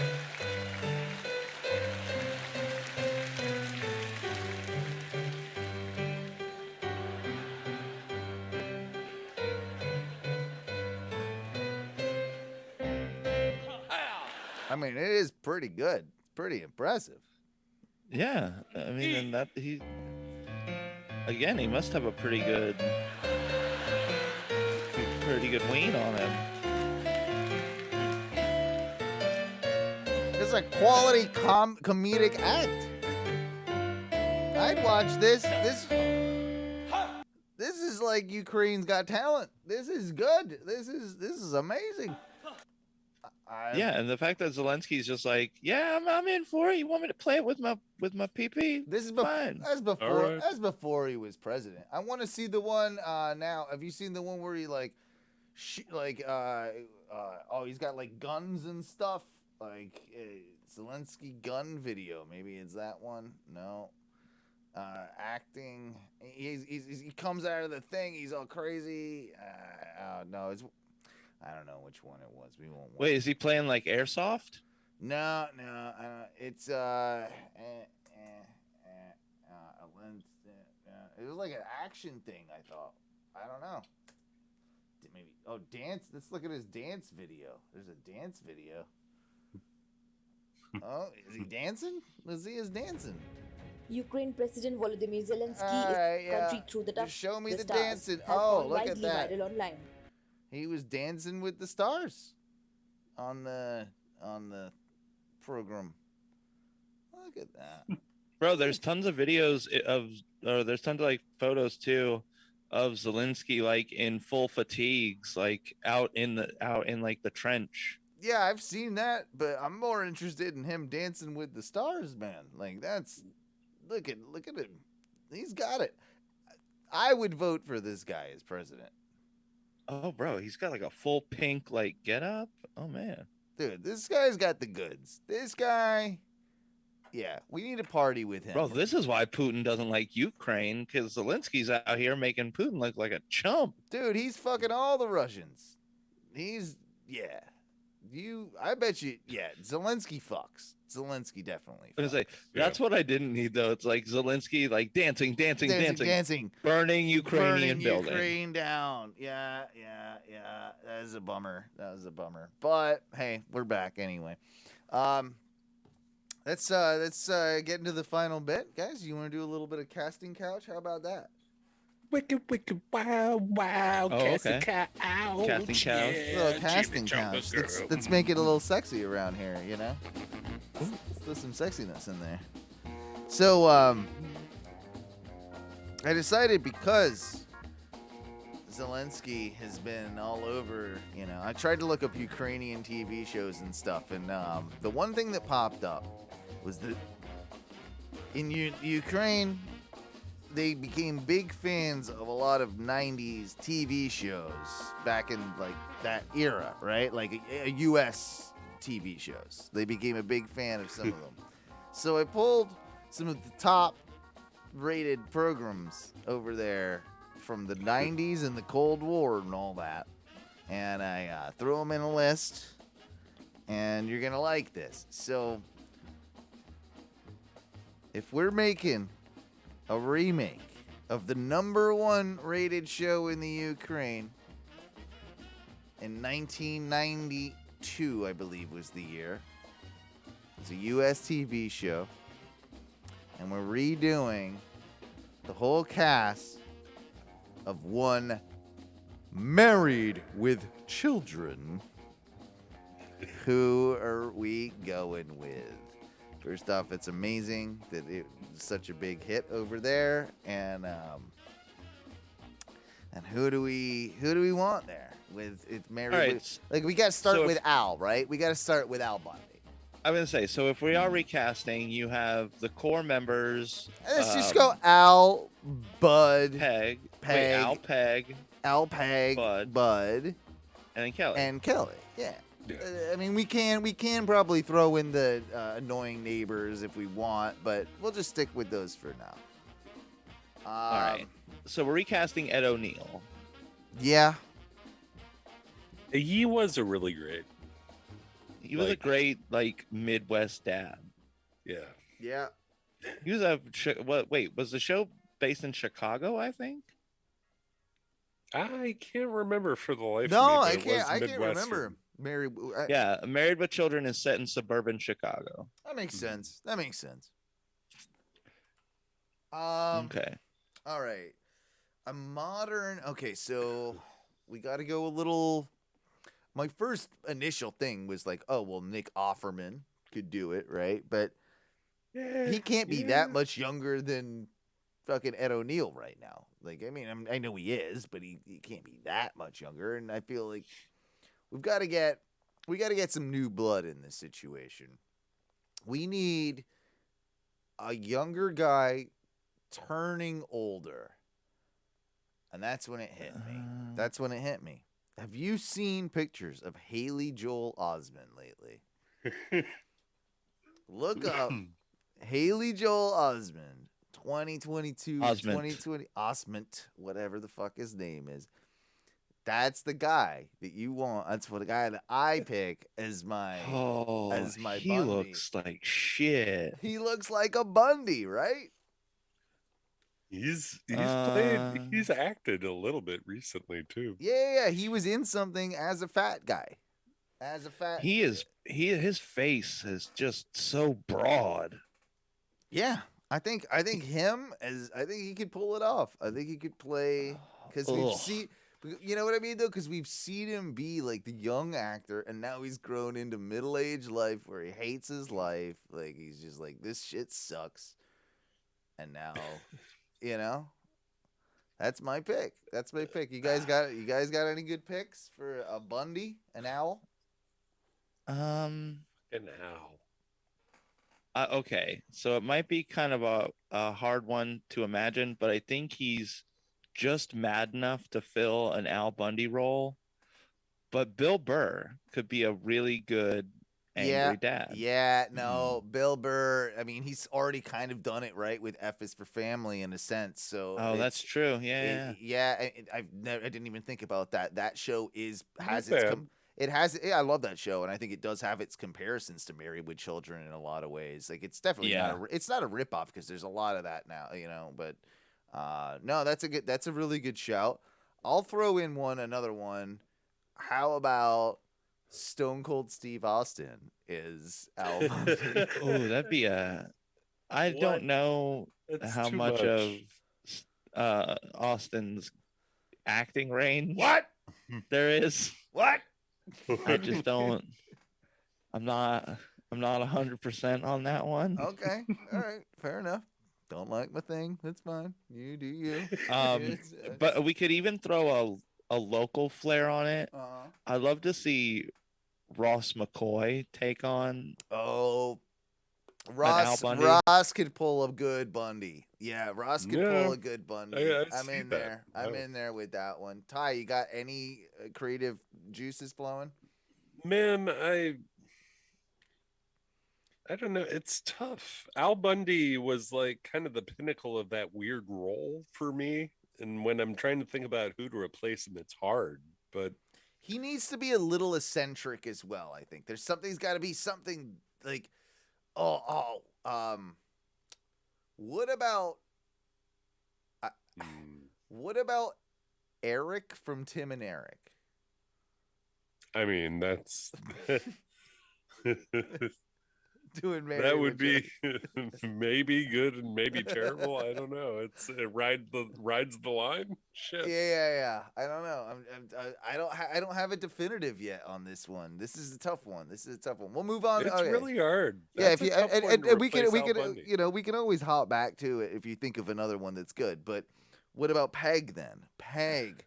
We got to cast her younger. This is Katie Siegel. I want a sexy redhead, right? I want a sexy redhead. Like that's where I go with Peg. I honestly Can I throw something out? Yeah, go ahead. Can I throw something out? Yeah. It might be a little weird. But because Peg was kind of ditzy and kind of like, flighty a little bit, I do want to say Zooey Deschanel. It works. I don't. Yeah, I feel. I mean, I love her. Does it work? Yeah, it works as a modern update of that show. That's probably exactly who they would cast as that. I was gonna say Pam from The Office, Jenna Fisher. I think that she might be able to pull it off too. She could. What about the chick in Zombieland? I always forget her name. Obviously the older chick, not Hit Girl. Emma Stone. Emma Stone. That's who I'm trying. I'm literally searching for an Emma Stone movie right now. She would fit that role super perfect. Yeah, because she's got the sarcasm down too. She's got that, she's got wit about her, but she can also be sassy and hot too. I never really thought, in all honesty, watching it as a young kid, I never really thought that she was hot, growing up. Who, Peg? Even though, yeah. Oh no, yeah. I always did. I had a MILF boner when I was 13 for sure. The MILF boner didn't grow for me until way later on. I don't know what it was, but I always had. First off, I don't know. She's probably in her late 50s, early 60s now. I don't know what her name is, the original Peg, but she is still Katie Siegel. Oh, yeah. She's still hot. No. She's still hot. Yeah, no, she's still really pretty. She's the girl from Sons of Anarchy. Yeah. She's still hot. She's fucking banging. Yeah, dude. Yeah. She's always been, and I mean that's the whole part of the joke, right? Al doesn't realize. Yeah, Al doesn't realize what he's got. She's a smoke show. Yeah, dude, she was super hot, and that's why she's so pissed with Al, because here she's keeping she's wearing high heels around the house all day with these skimpy dresses, always wanting to fucking. Al doesn't want nothing to do with it. He's just a grumpy. Why was that? Okay, what is that? Because it kind of plays against the stereotype of once you get married, the sex dries up and everything, right? But she was constantly after it, yeah, and Al was man, because he just wants to get laid and he's a schlub. Is that a stereotype though? Because I've never I think heard it's the that formation of the idea of a cougar in a lot of ways as well. She's kind of got that if she's not getting it at home, she'll get it elsewhere, that type of mentality. And I think you'll find allusions to that. Even though and maybe not. No, she was always pretty dedicated to Al. Now that I think about it, but she joke about it. She would never do it, but she'll say that hold on. Apparently, let me see when this was.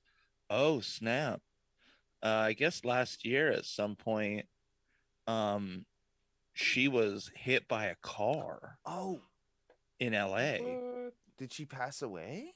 No. She's fine. Like she came out of it and she's okay. Oh no! Wow.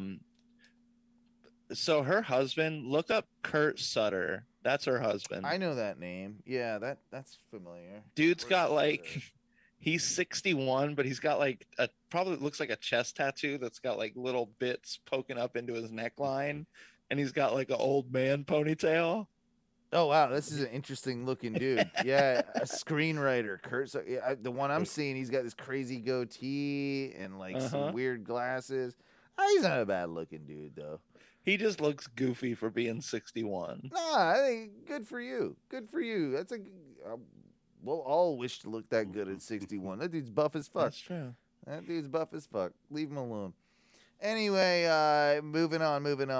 We got to do Bud and Kelly, right? So, Bud, who is a good Bud?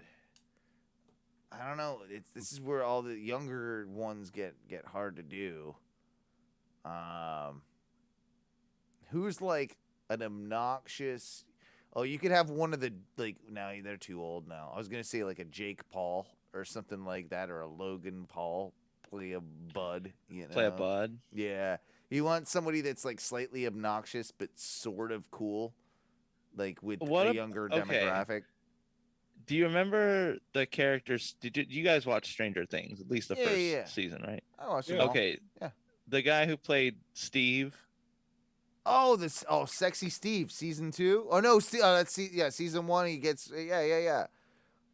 I think that'd be a cool. He would, you know what? I'm into that. He would be a good Bud. He might be too old for it now, but at the time when he was in the first season of Stranger Things, he looked young. Yeah. He could do it then. He ended up. Didn't he end up hooking up with the one chick or something? I don't know. No, that was the other dude. That was the brother. But yeah, no, Steve could pull that off. I'm into that. What about, okay, then we got to get into Kelly then, right? So.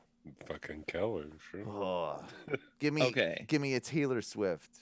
Give me. No. This one's easy. This one's easy, and she's done a lot of ditzy blonde roles. Anna Faris. Too old. Anna Faris is awesome, but yeah, I mean, Taylor. How old is Taylor Swift? I don't know. Is she old? She's in her 30s. Is she? Fuck. What about the chick that played? Taylor Swift is 32 right now. Sup, Taylor? Hey. What's up? Hey. Sup, what you Swifty? doing? How's it going? Yo. Slide into the DMs, girl. I got you. Kristen Bell. She's also like about that same age. If she's older, probably. But yeah, let's say she's 41, bro. Well, yeah, I want her. That's who I'm casting on this one. All right, you. Good Lord. You back off. Like that's what I like. I mean, she was hot. It's hard. It's weird, like trying to figure out who's this like sexual younger chick. Well, whilst being appropriate as well, like because right. Yeah, that's tough. I mean, Miley could probably do it, but she's old. Like Miley could do it. Chloe Moritz. Yeah. We all knew she was gonna grow up to be. If Miley was around and she was partying, you'd probably bang Miley. Why not? Oh, I've got a thing for Miley. They don't you. I didn't have a thing right away, but I feel like it would. I'd be like, okay. All right. I would also like to see maybe a Mia Frampton, Peter Frampton's daughter. I don't know what she looks like. She's bro. She good? She good? She is a Kelly. She's a Kelly. Oh, I got a sleeper for you. You know, are you gonna pick another older woman? No. Is she literally asleep? Look this up. Noelle Foley. Noelle Foley. This is Mick Foley of the WWE, Mankind's daughter. Look her up. And you, I'm not mad about it. That's my vote. That's my vote. Bro, they've got pictures of her next to her dad, and it looks like Hillbilly won the lottery. Yeah, how did you make and that? hired himself a good wife. How did you make that? Like, yeah. And she's, Let's see, yeah. Mick Foley's wife. Oh, she's pretty cute. Yeah, she was. Oh, okay, bro. Mick Foley's wife is hot. Way out of the league. Way out of his league. Yeah. Yeah, he way outkicked his coverage on that one. No, he did. We got to go to the next. We covered Married with Children. I guess we should do the other two. Is it Nancy? Jefferson? The next door neighbors, the annoying ones. Yeah, Nancy and Jefferson. It's Jefferson. Oh yeah, Nancy and Jefferson. Okay, so Nancy. I mean, who's the best Karen in comedy right now? Right? Like that's now that's what it is. You got to remember. Nancy Jefferson. Also, she was the same actress the entire time, but her husband Steve, he changed. Yeah, he switched. Yeah. He became less good Jefferson looking. Darcy. I want to Darcy was his name, but I'm trying to. And they find call the her actor. Darcy most of the time, don't they? Yeah, but I believe her name was. Is it just Darcy? That's what I was thinking of. I think it's just Darcy. Marcy. It's Marcy Darcy. Marcy Darcy. That's it. Yep. Oh, she's the important She could one. You could do that with a Kate McKinnon. You easily. could. Yeah, you definitely could do it with her. She's a good pick. You could do it with the bigger chick too. That's in Bridesmaids. That's the comedian. It's Nicole something. No, it's not. It's begins with an M. Damn it! You know what I'm talking about. McCarthy. Yeah, McCarthy. Her. Melissa McCarthy. She could do it. I really hate her. I don't hate. Yeah, I don't love her, but I don't. Yeah. But no, you're right. You're right. McKinnon's better. And by the way, Marcy Darcy's the actress's name was Amanda Bierce. Thank you. Not that I really cared. Bro, she had some wild hairstyles on that show too. All right, so we need a white cuck for or we just need we need some form of cuck for the other role, the whatever his name is. Get a Rob Lowe to do it. That would be funny because he's super good looking too, and the other guy's super good looking. Like, Jefferson was. He might be a little old. Kind of a pretty boy. He might be a little old though. You need a pretty boy that's a little younger. What about the dude that's in the movie Neighbors? Efron. Efron could do it. Zac Efron would be, and he'd be right about the perfect age. Because he's got some comedic chops. Efron's actually got some comedic chops, so he could pull that off. Efron. You could even if you couldn't get Efron, you could get his sidekick in that movie, the young Franco. Oh yeah, you could pull him off. Yeah. Because the other Franco, he's done, right? Like James Franco, I think got a weird. He's too rapey, high up into the art. No, he's got rapey now. Oh, I think he was canceled. I think Franco is like, you might not see him for a bit. Like, yeah, I think there's some stuff with Franco that's pretty, uncouth, if I'm not mistaken. But I could be wrong. Anyway, we'll get to the next one. I think we've covered all of Married with Children. We'll just do one more. And guess sexual misconduct. Yeah. I knew there was something about that. So we're just gonna do the two today. And Mikey, you're gonna love this because this is right up your alley. One of Ukraine's, I think, yes, top shows in what they watch, like viewership and everything. I don't know how to put that. My bad. One of your favorite shows, King of the Hill. What? Yep. I believe There's a lot of King of the Hill. So we're recasting King of the Hill right now as real people.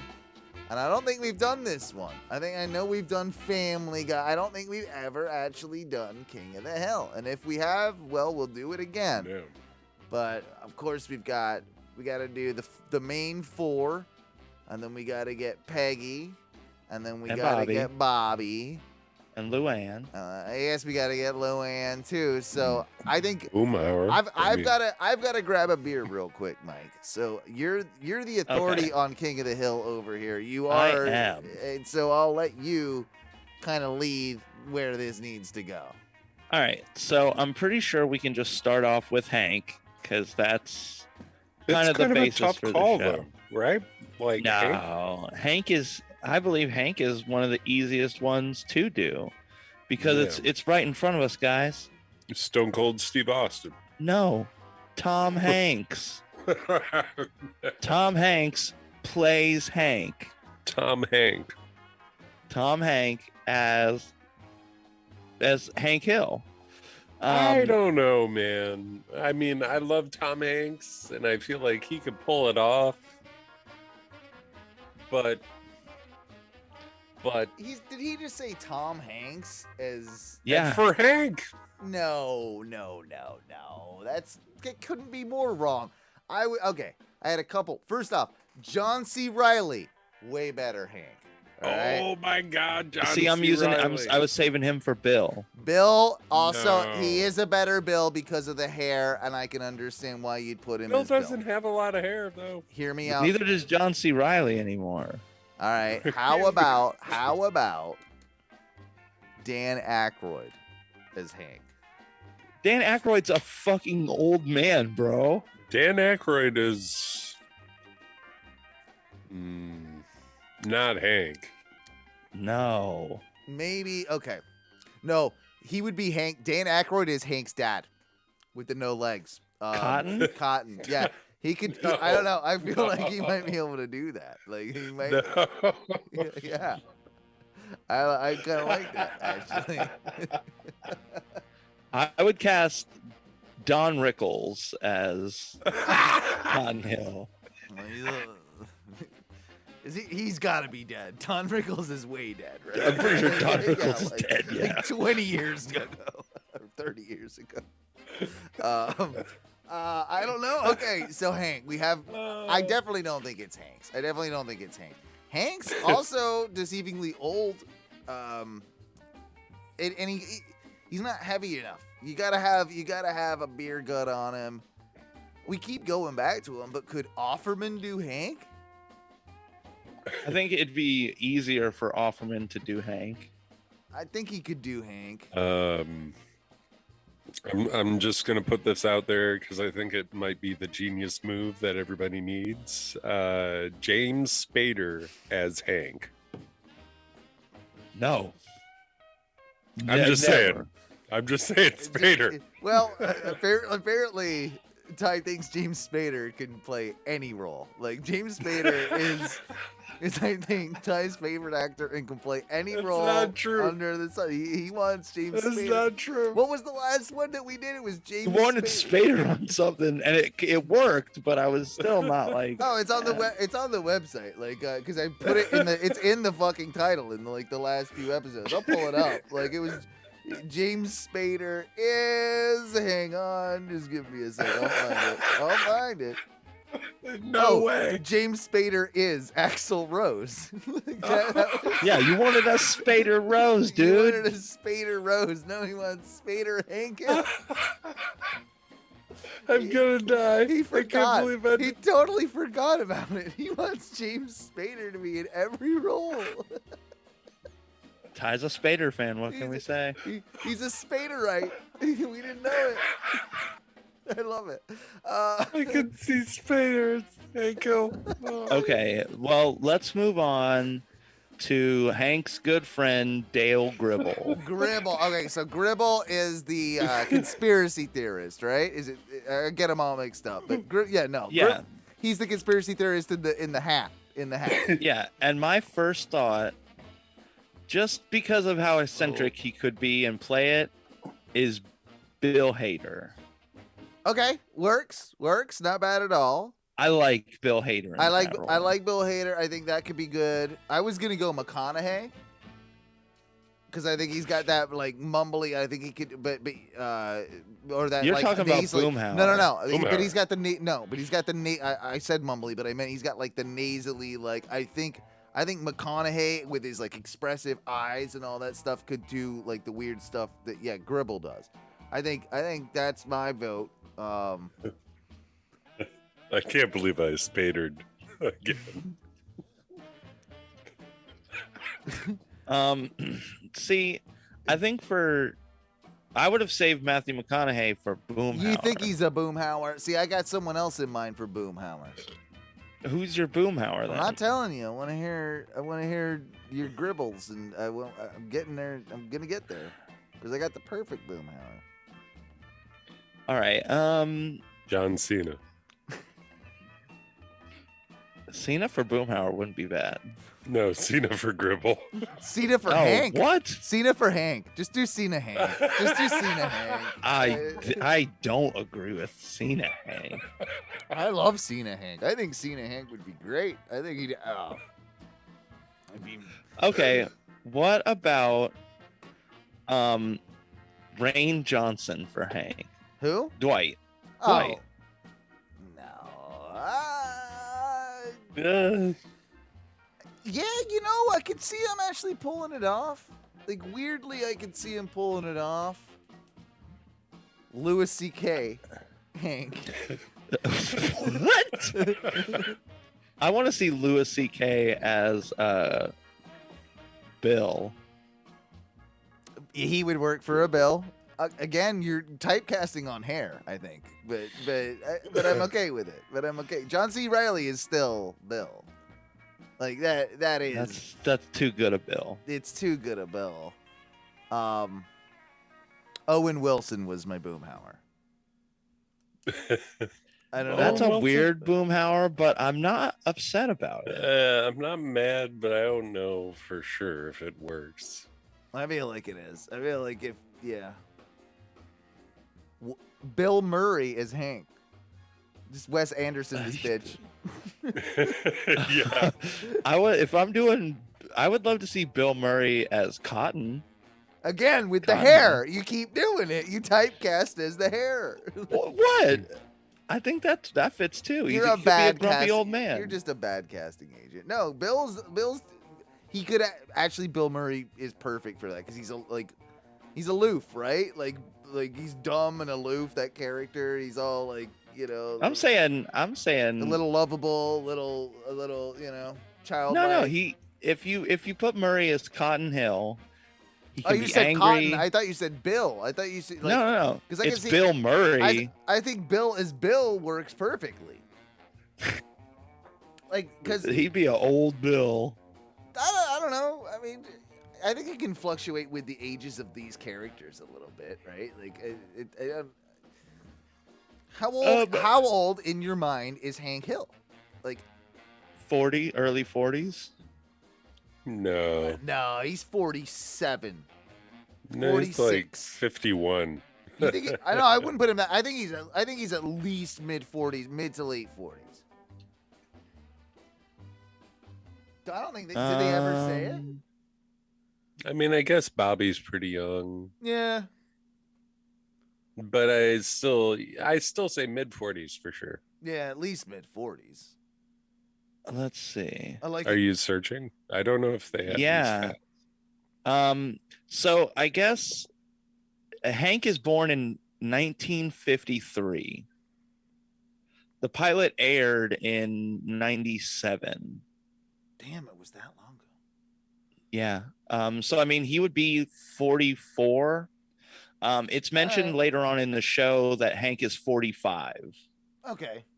So but it's maybe they aged him 1 year over the course of the show, but realistically, like he stayed in his mid 40s. Well, much like the kids in South Park or Homer or whatever, right? Like they don't age, right? Like it's just I think the kids in South Park aged 1 grade once, and then like that was they went from 3rd to 4th grade, and they've been in the 4th grade for 15 years. Yeah. Do you guys see that latest episode? I've Oh, been yeah. watching the new episodes. Yeah, they've been pretty good. I implore you They to have. do it. I implore you to do the last one because they did what they do. You know how they can instantly turn around episodes within a week. The latest one, if you haven't seen it, it's all subtext, all about the Ukrainian, Russia situation, and they obviously just wrote that on the spot. Said, hey, because I remember. Oh, it came out yesterday? I didn't watch the new one yet. Yeah, came out yesterday. It's up now. But yeah, check that out. It's it's good. I've been staying really on top of it this year, but obviously they wrote the first few. They did those, but this is like an extremely topical one that sort of came out of nowhere, and they were able to do it again, which I always is one of the things that makes it's I don't know, it's one of the things that makes that show so great. So anyway, do we want to do, I guess, the last couple characters? I don't know, do we have any more Boomhowers? Do we have any more? So we handled Hank, we handled Bill. Did we handle Hank? Boomhauer. Did we handle Hank? Tom Hanks. We handled I it don't right think away. I don't think we handled Hank, really. Okay. I don't think you want to accept the handling of All right. Tom Hanks. Second time we'll mention him in this show, and again, shout out to local podcaster and comedian. But what about Ross McCoy as Hank Hill? Again, it's another solid dad role. I think bad. Ross can play He can play a good dad. Yeah. I feel like we could. Oh, could we fit Big Tim in as Bill? If we're doing local, if we're doing local, Big the local Tim's recasting. Bill. Yeah. Ty would be a decent Boomhauer. I feel like I would enjoy Boomhauer. I feel like I could mumble on about things for a long time. Yeah, I mean, and I might actually be a decent Dale now that I think about it. Like, I'm not the worst Dale. Like, I got a little bit of that, conspiracy fuckery in me, and I gotta, I think as the straightest lace member of the show, I would have to play a Hank. Yeah. If we're Ono casting it, you'd probably.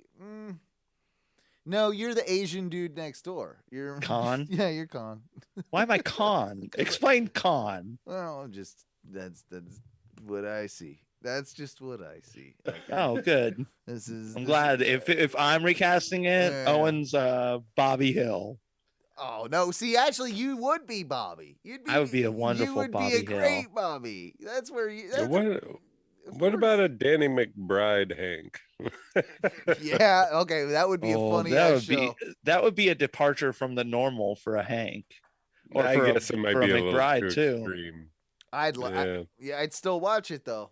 I'd definitely. No, I feel like you definitely could take Danny McBride as a person and like all of his roles because they've all been kind of the same. Yeah. And directly import him into King of the Hill and just write an episode with Danny McBride's character. Yeah, you could. Just to like whatever. The universe. He would work so good on it.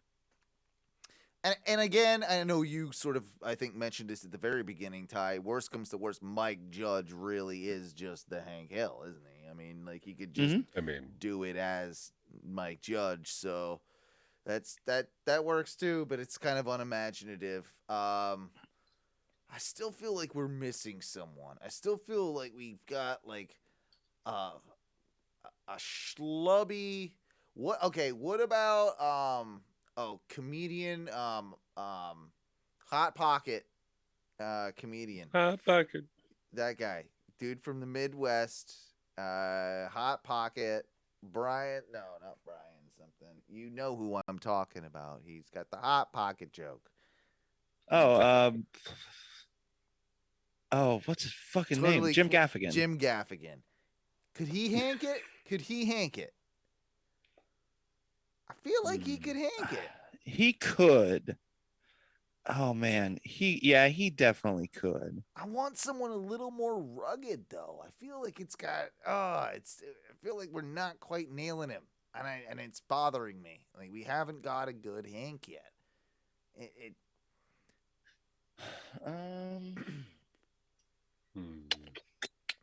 I'm trying to think about like just good regular people. Ed O'Neill could do it. There we go. Now we solved it. Full circle Full to Ed O'Neill. Full circle. Ed O'Neill. Just to have him do it. I mean, it would work. He's a little older, but it's fine. You make it happen. I've heard worse ideas in my time, but anyway, yeah. They want to use Henry Dean Morgan. Who? What? Negan from The Walking Dead. As Hank? Henry Dean as Hank. Who said He's they getting, want that? There's several articles that he gets kind of the nod as Hank. No. Yep. Well, I don't agree with it. whatsoever. Anyway, that's the casting couch for the week. I had a couple of others, but they're gonna take too goddamn long, and I want to wrap up this motherfucking show. Good lord, yeah, it's been a lengthy one. We'll leave on this, and congratulations to I guess the both of you. But paid vacations was something that you guys wanted to mention and talk about. Ty, you got your first paid vacation of your life because you've never had a real job and always worked freelance and never had paid vacations. Ty had a paid vacation, well, or none. I had real jobs, just never paid vacation. Yeah. Does it make you feel good? Did you get a lot of enjoyment out of like jacking off on the clock? Yeah. Yeah. I did actually. I got more enjoyment out of that specifically, but of course. I mean, I don't know. There is something gratifying about just being paid not to do shit, and it's great. Yeah, like most countries, they'll give you like standard 3 weeks, like when you start. Like most countries that ain't America. just and I feel like this goes into Mike's gripe. So I will say I don't have a gripe against Spectrum, my fucking employer, because they actually gave me vacation up front, but it was really hard to book it. And that's my gripe part is like, if I wanted to take vacation a week from now, that's almost impossible. But if I had planned my vacation a few months ahead of time, that's pretty easy. Yeah, then you're good to go. Yeah. So okay, great. Paid vacation for you, Mike. You're coming up on some time. I didn't realize it's almost a year since you've been at Marlowe's. Yeah, I didn't. I'd asked my boss because I knew it was kind of coming up, but I figured I might have had like a month or two before it happened. And he came back and told me, he's like, yeah, it's like 20 days from a couple days ago. That's awesome, man. So you're gonna get it like a week off in 20 days?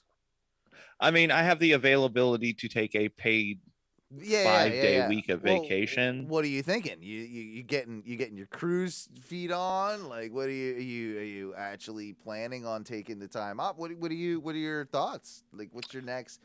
Are you gonna try and take over vacation mode, you guys? For me, like, cause I'm forever in vacation. Like, that's because you're British, dude. I live on holiday. Yeah, I'm gonna say your people are ingrained with holiday. Yeah, that's what we do. It's how you should live. As Americans, we're ingrained to work as hard as you can until the moment you keel over and die. Well, that's on you.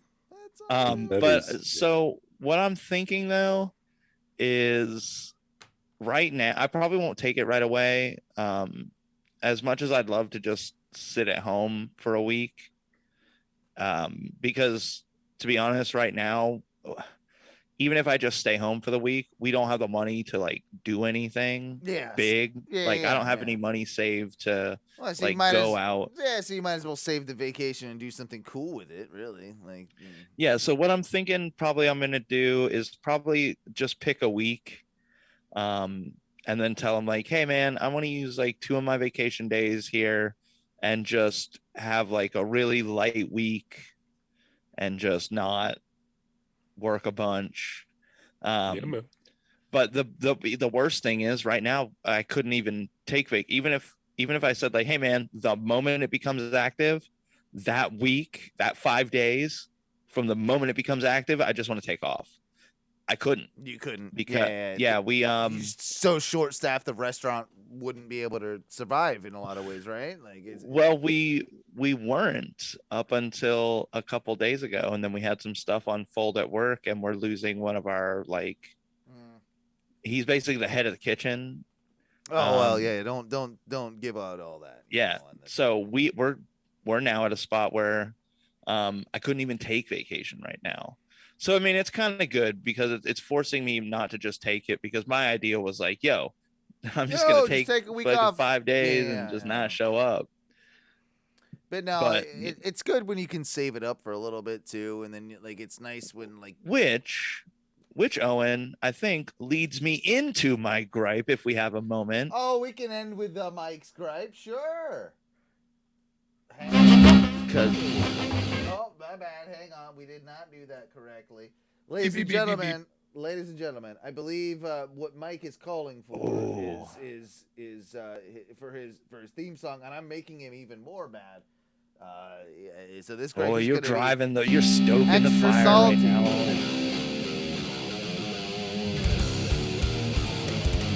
Mike's Gripes! Mike's Gripes! Mike's Gripes! Mike's Gripes! Mike's Gripes! So what's the gripe, bro? What's the gripe? You know what? It really does sour me, and it's not my it's not my job in specific. It is the job in general in America that says, "Hey, man, we got you. We're such a good company. You get a week of vacation. You just have it. We'll give it to you." But what sucks is half the time, and it's not just me, I hear it from plenty of people, when you go to post and say like, "Hey, I'm going to take this week off," you get fucking denied. It should never be a situation where they go, "Oh man, like you need to take that time off." Well, we just can't.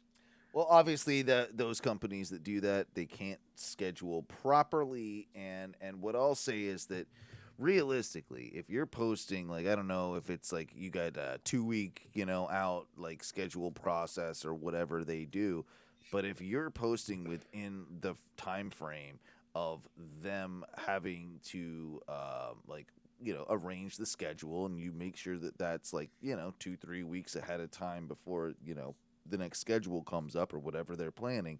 If you get it in and then they deny it, well, they're fucking assholes.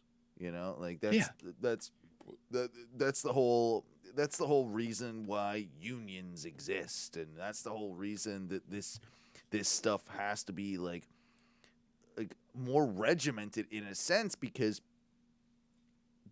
you have to have I think smaller companies probably have a bigger issue with it, but even the bigger ones, you've got to, it's like you said, it's nice that you're giving us this time, but you've also got to allow for us to take this time off. Otherwise, it's literally worthless, right? That's basically the gripe? Well, that, and, they've done away with the system where, I mean, in most cases, in a fair amount of companies, there is no more option to just pay me out for my holiday. I'm not going to take it. But the general move has turned into, if you don't take it, you lose it.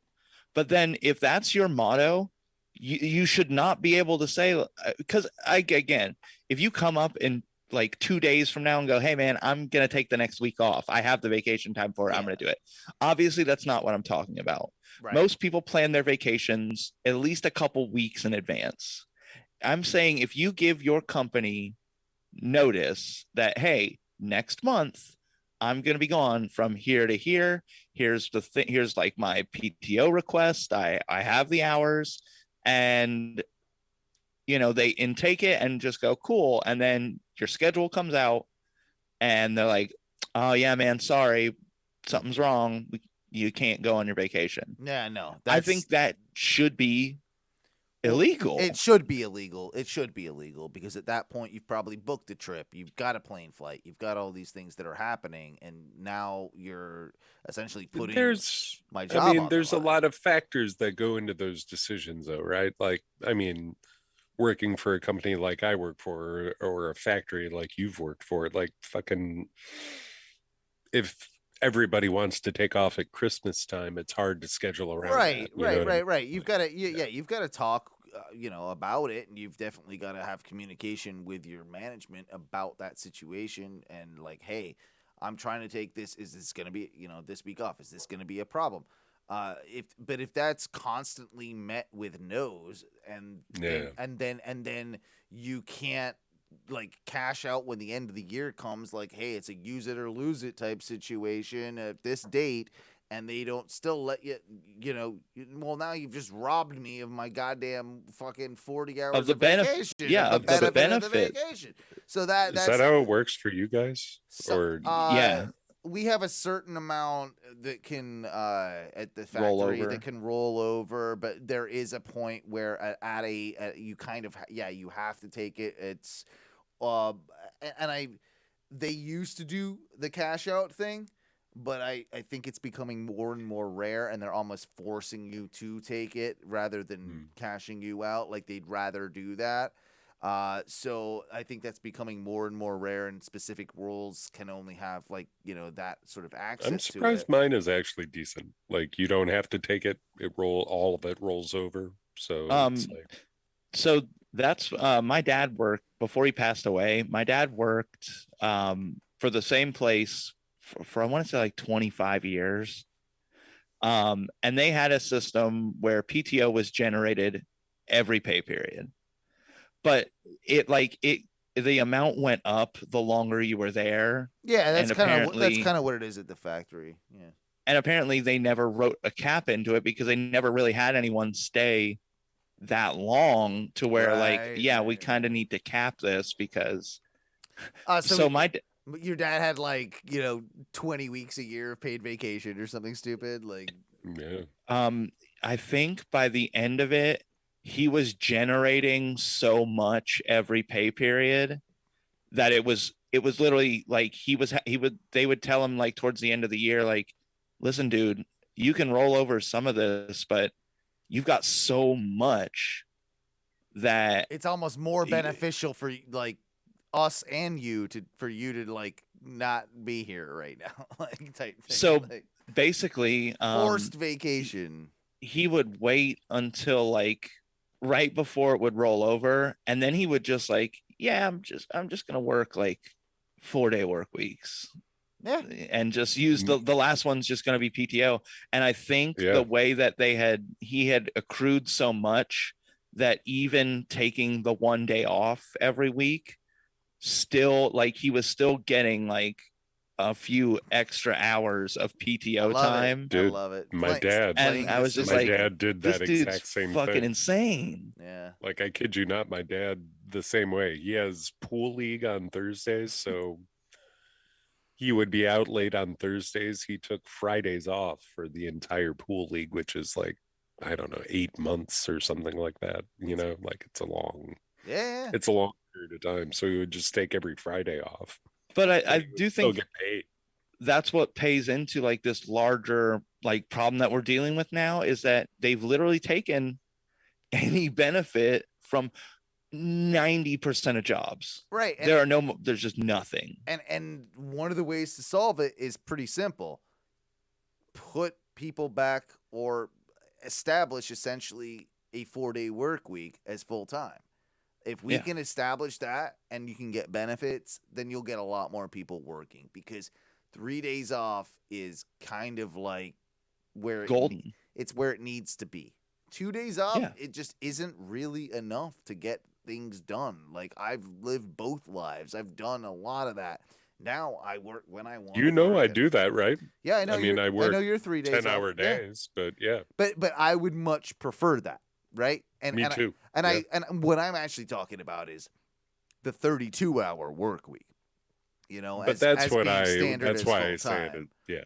See, what everybody in the restaurant industry would used to try and do would be like, hey man, just let me work like open to close for like 3 days. Right. It's usually roughly like 12 to 13 hours. But you get it all out. But you get it all out in one shot, and then you're done for the rest of the week. And that's and then I could have my 4 days off. And I respect that and totally get it. Guys, I've gotta sign off. I've got to gotta do the thing. I've got a lot still. I gotta still pack some shit. Like man, it's gonna be cold as fuck in DC. Compared to what it is here, it's gonna. It'll be fine. So don't be a pansy. Super funny. My coworker, about the same cold deal. Yeah. He's going on vacation this week to Vegas. And he's been talking about it for weeks. Like, oh, bro, I can't wait. I'm going to Vegas. I'm gonna be fucking lounging in a pool for a week. Oh, did they get one of those weird ass storms or something? He said that the high for the week in Vegas this week is 59. Oh, poor bastard. I don't want to get in a pool in 59. Bro, I can't. I told him, like, bro, you're going to come back so broke because the only warm place in that whole fucking city is going to be inside the casinos. You're going to fucking lose your hat, dude. Goddamn right. Ty would be sunbathing. His parents would be sunbathing in a 50, what is it, 51, 59? But yeah, sounds great. Right now, Ty would kill a man for 59-degree weather. Yeah, well, Ty, what is it there as we get out of here? It's probably all right. I'm looking, but it's probably, if I had to guess, I'm gonna say 17 degrees. Oh God. It's 19. No.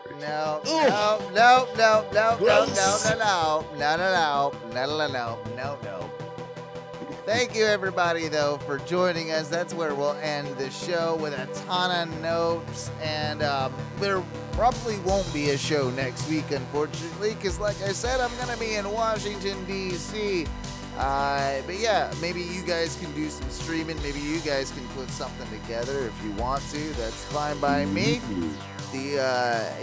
the end of the day, thank you, everyone, again, that came out to the Oh No, Give Kids the World Make-A-Wish mini golf tournament. It was an absolute blast. And yeah, if you want, to be one of the cool kids that gets their shit paid for, you can just run over to patreon.com/ONRS and you can give us money, and then you get invited to cool shit like that. You can come play mini golf with us, right? That's pretty cool.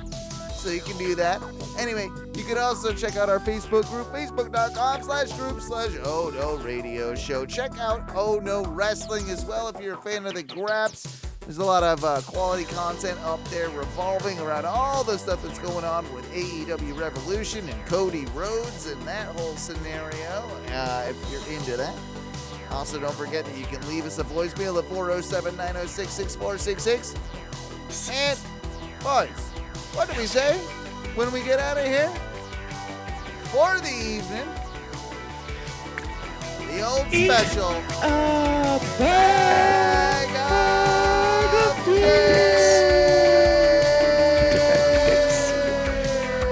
dicks. Twitch.tv/ONRS Live. We'll see you. Well, not next week, but I guess the following. See you soon.